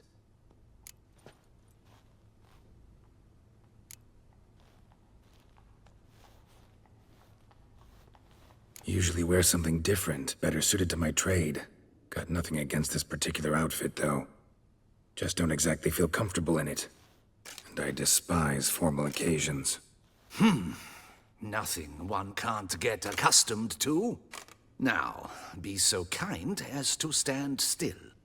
All that being as it may, Toussaint's highest honor, the Order of Vitis Vinifera, demands appropriate attire. The Duchess cannot be expected to drape the medal on a suit of armor caked in mud. Palace protocol places enormous emphasis on form, virtuous tradition, etiquette. Huh. A tradition which values appearances ahead of all else. Which calls for lordly, glistening triviality and misplaced generosity. Ceremonies, medals honoring virtues, just keeps coming up. I've had no reprieve either. And I keep thinking of the last great virtue, compassion. It's the one piece of the puzzle that never seemed to fit. Mean you suddenly believe the 5 virtues theory, after all we've revealed? It's not a question of belief, superstition, or old wives' tales. It's a conclusion derived through exercising pure logic. Siana planned everything in advance. Had we not stopped her, surely there'd have been a 5th victim. One the gossips would have associated with a lack of compassion. Her plans don't matter now. Can't act on them. Ask the messenger who delivered my invitation to the ceremony. Siana's in the palace. Courtiers pressured the Duchess to lock her in a tower. Do you care not a whit who else was in her black book? We've some time before the ceremony. We could still chat with that boot-cleaning urchin. He was the one to pass the victims' names to Dettlaff. Perhaps we missed something.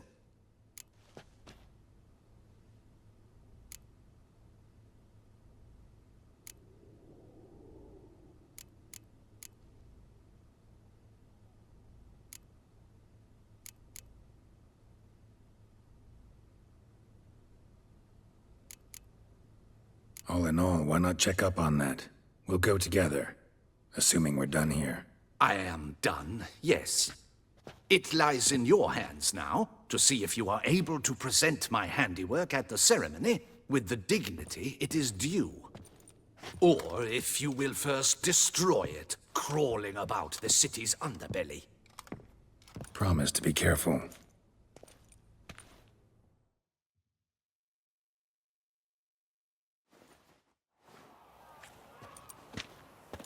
Oh, it's the swordsman.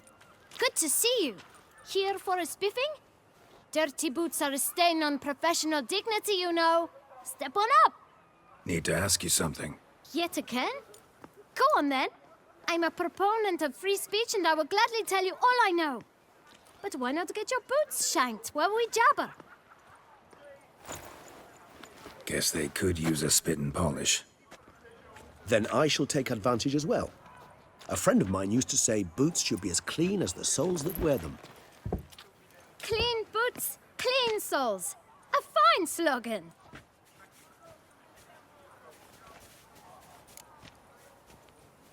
Man in the frock coat. You passed him some letters, remember? Why, of course. I'm young, got a mind like a steel trap, but... If you're about to tell me this information will cost me, forget it. How'd you get those letters? Beggars brought them.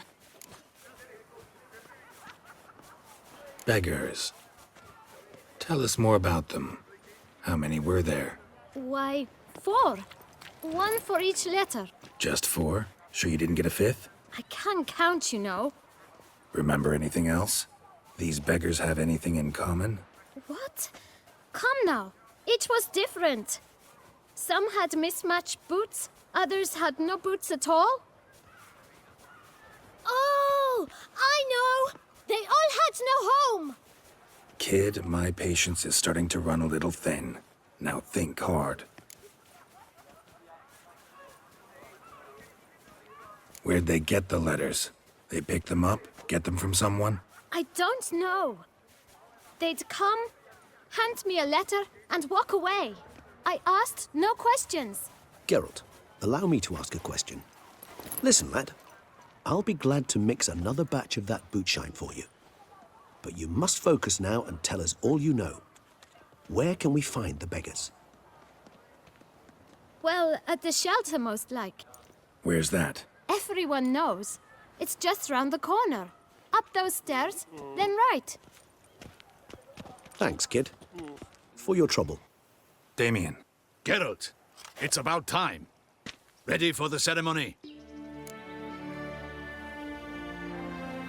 All right, we can start. Very well. But you must behave. Less like a hired thug, and more like a man deserving of the Duchy's highest honor. In fact, you'd do best to maintain a dignified silence throughout. Let's begin the ceremony. Come with me. The Duchess awaits.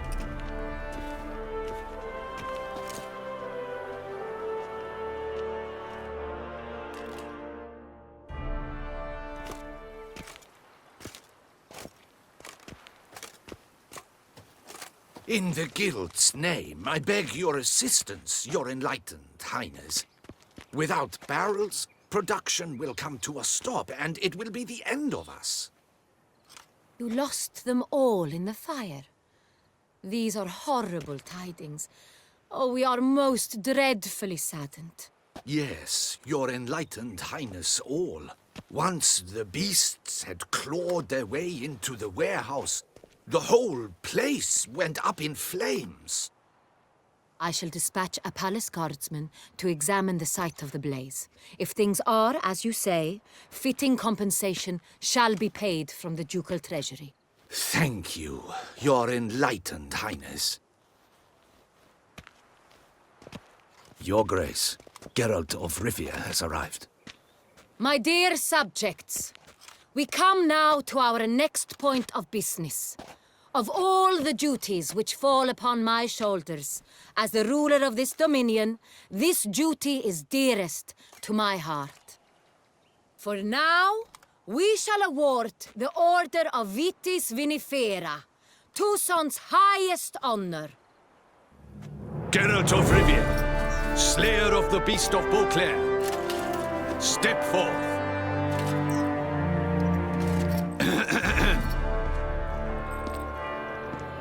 We bestow the distinction upon the Witcher, who saved Beauclair from the terrible beast.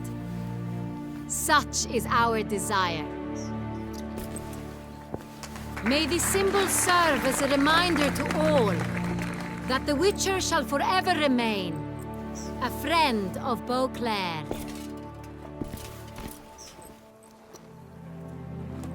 In more familiar terms now, I thank you immensely, Geralt. Damien has your reward for you. After all, it was but a contract. Thank you. I have a small surprise for you, in addition. I give you more than a dozen barrels of Son Real, a wine normally reserved for the ducal table. The gustatory experience of a lifetime awaits. Are you content?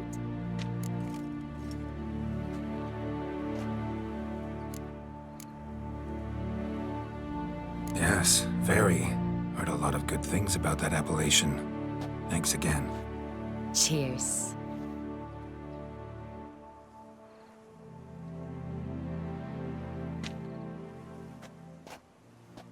In a moment I shall speak to Siana. Will you assist me?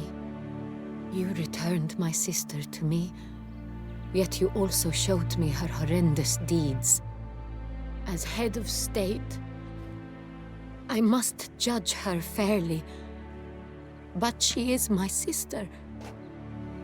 Thus my heart bleeds for her. If my presence will help in any manner, of course I'll stay. We shall now question a person implicated in the murders which recently ravaged our fair city of Beauclair. Captain de la Tour, show Sylvia Anna in.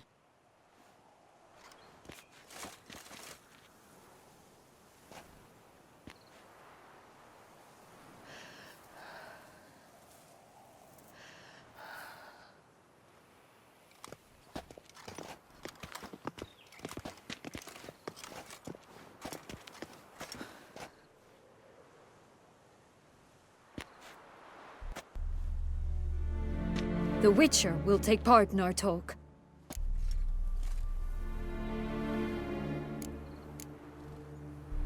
The Duchess requested I be present.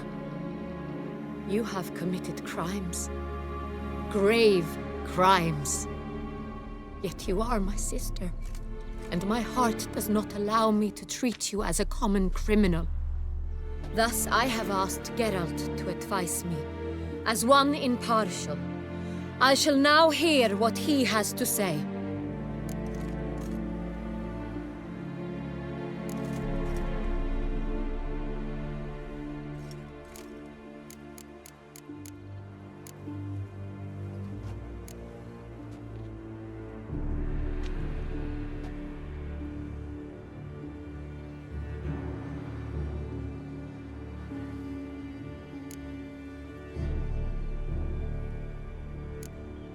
No matter the mitigating circumstances, whatever they may be, Syanna is a criminal and should be tried as such.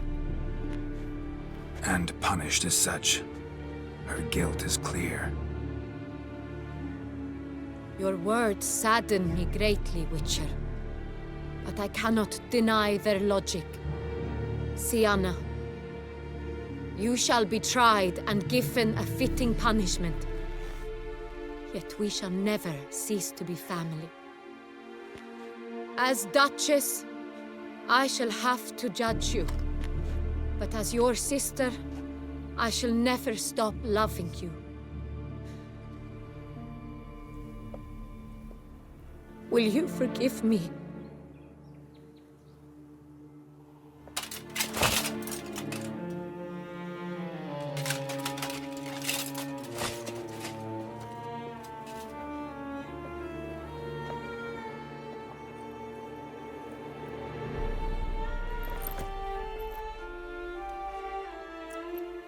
I shall never forgive you.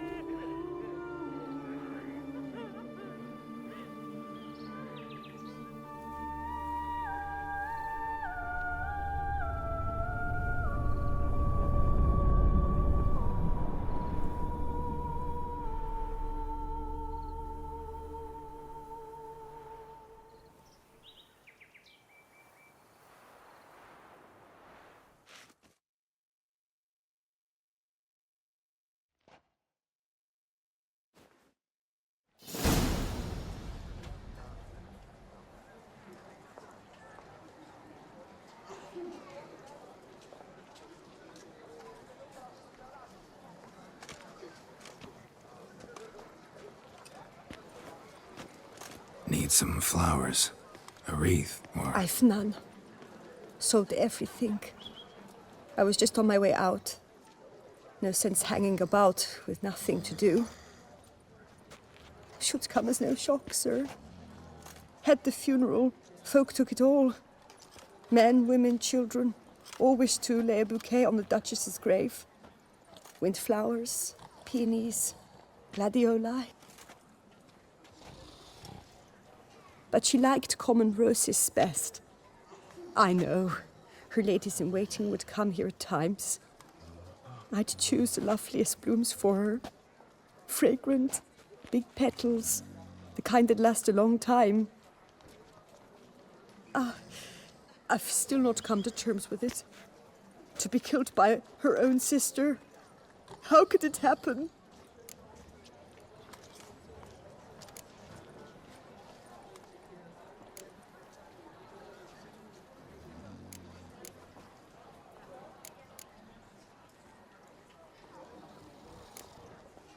How? Quickly. Unexpectedly. She was gone before I understood what was happening. I know you. You're that Witcher from the north. The one that saved us from the beast. Mm-hmm. Could say that. Wait here. Take these. Thought you were out of flowers. I put a bouquet aside. I was to take it to her myself. But you have it. I know you held the Duchess dear. How much do I owe you? Not a copper. Keep your coin and raise a toast in her memory tonight. Do just that. Farewell.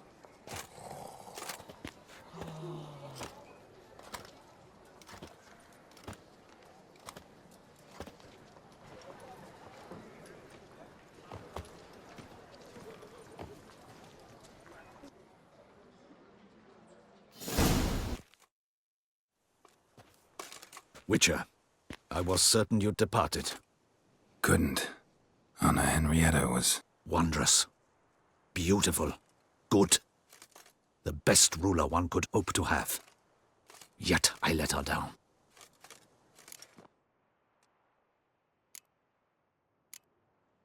Don't be so hard on yourself. No one expected Sienna to do that, persist to the end. And none of us did anything to stop her. 'Cause there was nothing we could do. I suppose you are right. But when someone so beloved dies, one cannot help but search one's soul for blame. And even the hardiest knights grow faint-hearted then. Come to pay my respects. Bid the Duchess farewell. White roses. They were her favorite. Go inside then. She lies in the ducal crypt. In one room with her murderer, despite my protests. What? Who decided that? The Regent's Council. A pack of old men who've statutes and codices for hearts. Ducal blood flowed in Sienna's veins, and she was never legally disinherited. So they ruled she should lie alongside Henrietta.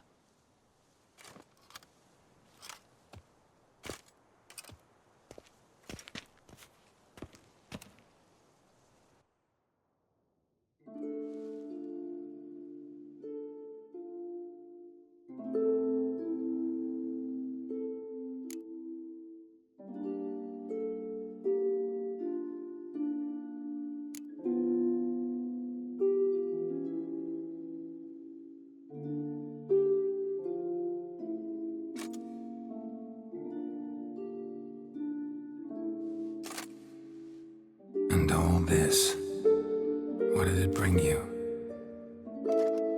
Rest in peace.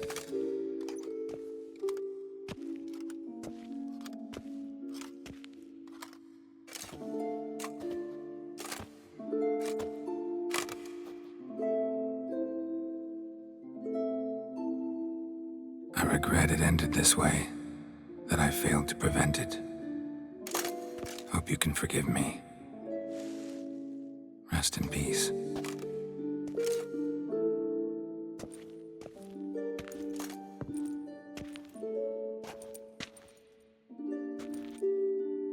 Stylish crypt, quite subdued. Yes, this is the kind of eternal resting place I dream of. Moments like this, I never know if you're joking or serious. Serious, Geralt, serious. It's remarkably peaceful, subtly charming to the hilt. A perfect match for the Duchess's dignity.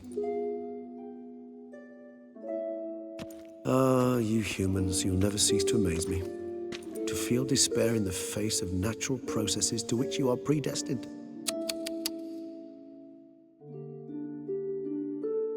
I've come to take you from this place, my friend. Dare say you deserve a speck of respite after the mad whirl of the last few days.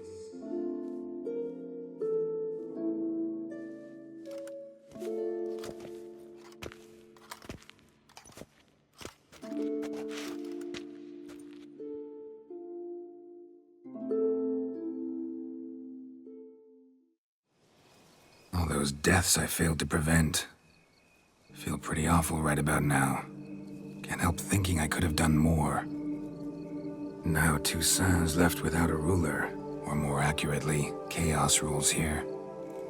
Hand in hand with despair. Duchess won over people's hearts. All Beauclair now weeps for her. A mass outburst of emotion. Well, it seems her subjects have adopted some of their recent ruler's traits. Why the sarcasm?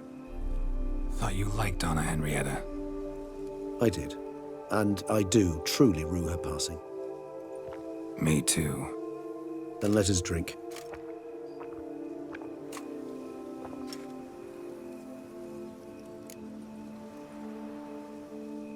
Whatever you say about Siona, you gotta admit, she was unbending. That she was. I do admit it. Though, in her case, it would have been better if she had been a tad more, philosophical, pausing from time to time to reflect on the propriety of her actions. True.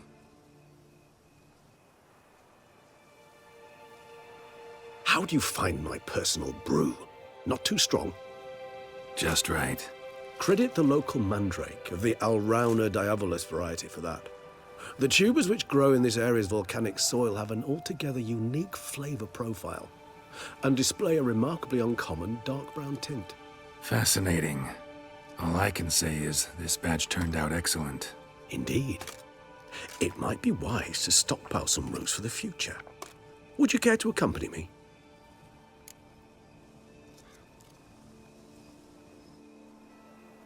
If you think it's a good idea, let's go. But I think you might be forgetting one thing. Fresh mandrake root of this variety is highly toxic, even to a witcher. Ah, not a problem. I never forget matters of safety and hygiene in alchemy. Here, gloves and a mask. Don them, and you shall be in no danger. Thanks. Right then, let's go. Those Bruxae, they called you a traitor.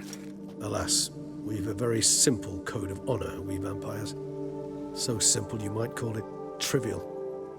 Either one is with us, unconditionally, regardless of the circumstances, or... Won't let it go, will they? They will not. Fortunately, we've another rule, an unwritten one, and just as trivial as the first. It is neatly summarized in the saying, out of sight, out of mind. That is why I must leave Toussaint. For a vastly long time, most like. Yeah, I get it. Let us make for my camp. I've an overwhelming desire to have another drink.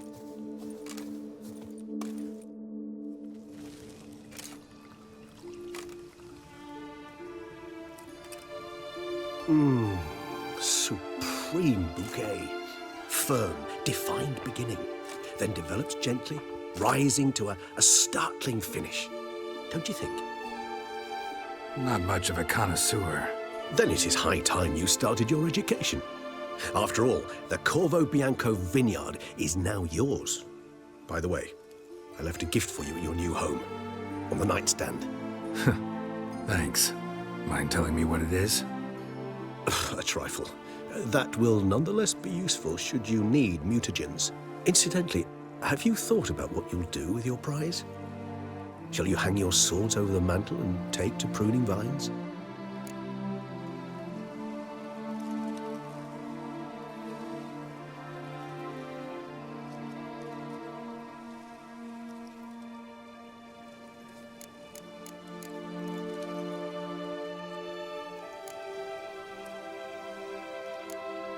No, just not the life for me. Sure, might stop by there occasionally, stay the winter, fill up on wine. But I'd rather keep moving. It's not a choice being a witcher. And once you are one, you're one for life. You can't just step off the path. Besides, plenty of work left for me in the world. Ghouls aren't gonna kill themselves. Rather droll, isn't it, that each time we meet, something harrowing must happen? I can remember a night, not too far from here if I'm not mistaken. We hid in a cave while a blizzard raged all about. Does that sound at all familiar? How could it not? We just set off to rescue Ciri from Vilgefortz.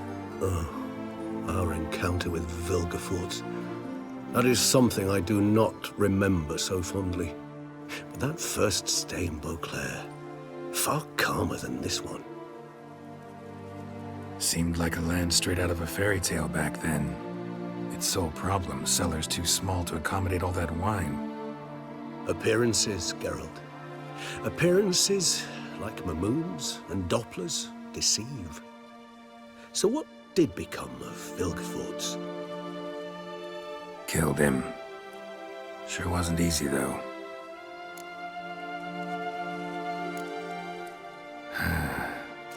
I so don't feel like going anywhere. Sit here a while longer? So we shall, my friend. We have witnessed, and in fact on several occasions incited, many great and weighty events. After all that toil, I believe we deserve a bit of a rest. That we do. Greetings, sir. I am Barnabas Basilfalti. By order of our dearly departed Duchess, I shall serve you as Major Domo of Corfa Bianca. I previously served with distinction at the Nibli family manor and in Nazaire with Admiral Rompali, who, as you are certain to know, is an extraordinary, demanding gentleman. Whoa, Barnabas Basil. One thing you ought to know. I'm not your typical landed gentleman. Truth be told, this is the first real property I've ever owned. Oh, in that case, you must leave it all to me. I shall organize, see to everything, and whip the house into order. I dare say this place will soon be the most prosperous vineyard around. Great. Can already see I'm in good hands. Prior to undertaking anything in that regard, sir, I feel I should inform you that someone has been awaiting your arrival. Who might that be? You must forgive me, I do not know. Alas, your guest failed to give a name. One last request before you go in to see them. Please, come and find me afterwards. I have yet to give you a tour of the estate.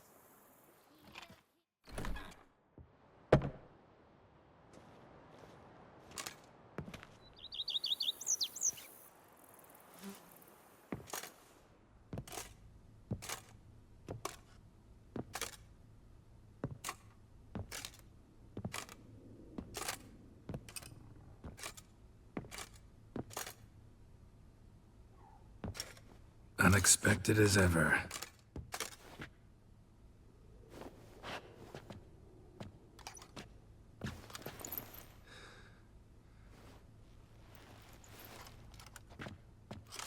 And beautiful as ever. Won't you even ask why I've come? Or how I found you? Wouldn't get a straight answer anyway. Quite true. Used to bother me, all your secrets. Now I know if you have something to tell me, you'll tell me. Don't need to ask. I missed you, Geralt. Madly. Come outside. We can hold hands and stare at the sky, like some shitty two-crown romance.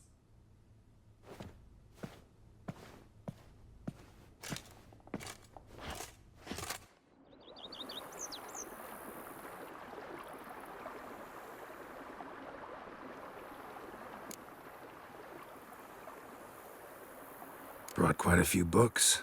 Let me guess. Working on a new spell? Not at all. These aren't grimoires, just pleasure reading. The Name of the Orchid. A widower for half a year. Huh. Always thought you too busy to make time for something as impractical as pleasure reading. Because I was. But now I'm not. A few weeks ago, I awoke to the realization that I know not what to do next. I have no plan. I have no goal. And you know what? I like that. Finally, I can stop thinking about politics and focus on what's important to me. Which is why I came here. Liking Toussaint so far? The landscape's lovely and the towns are charming, no question about that.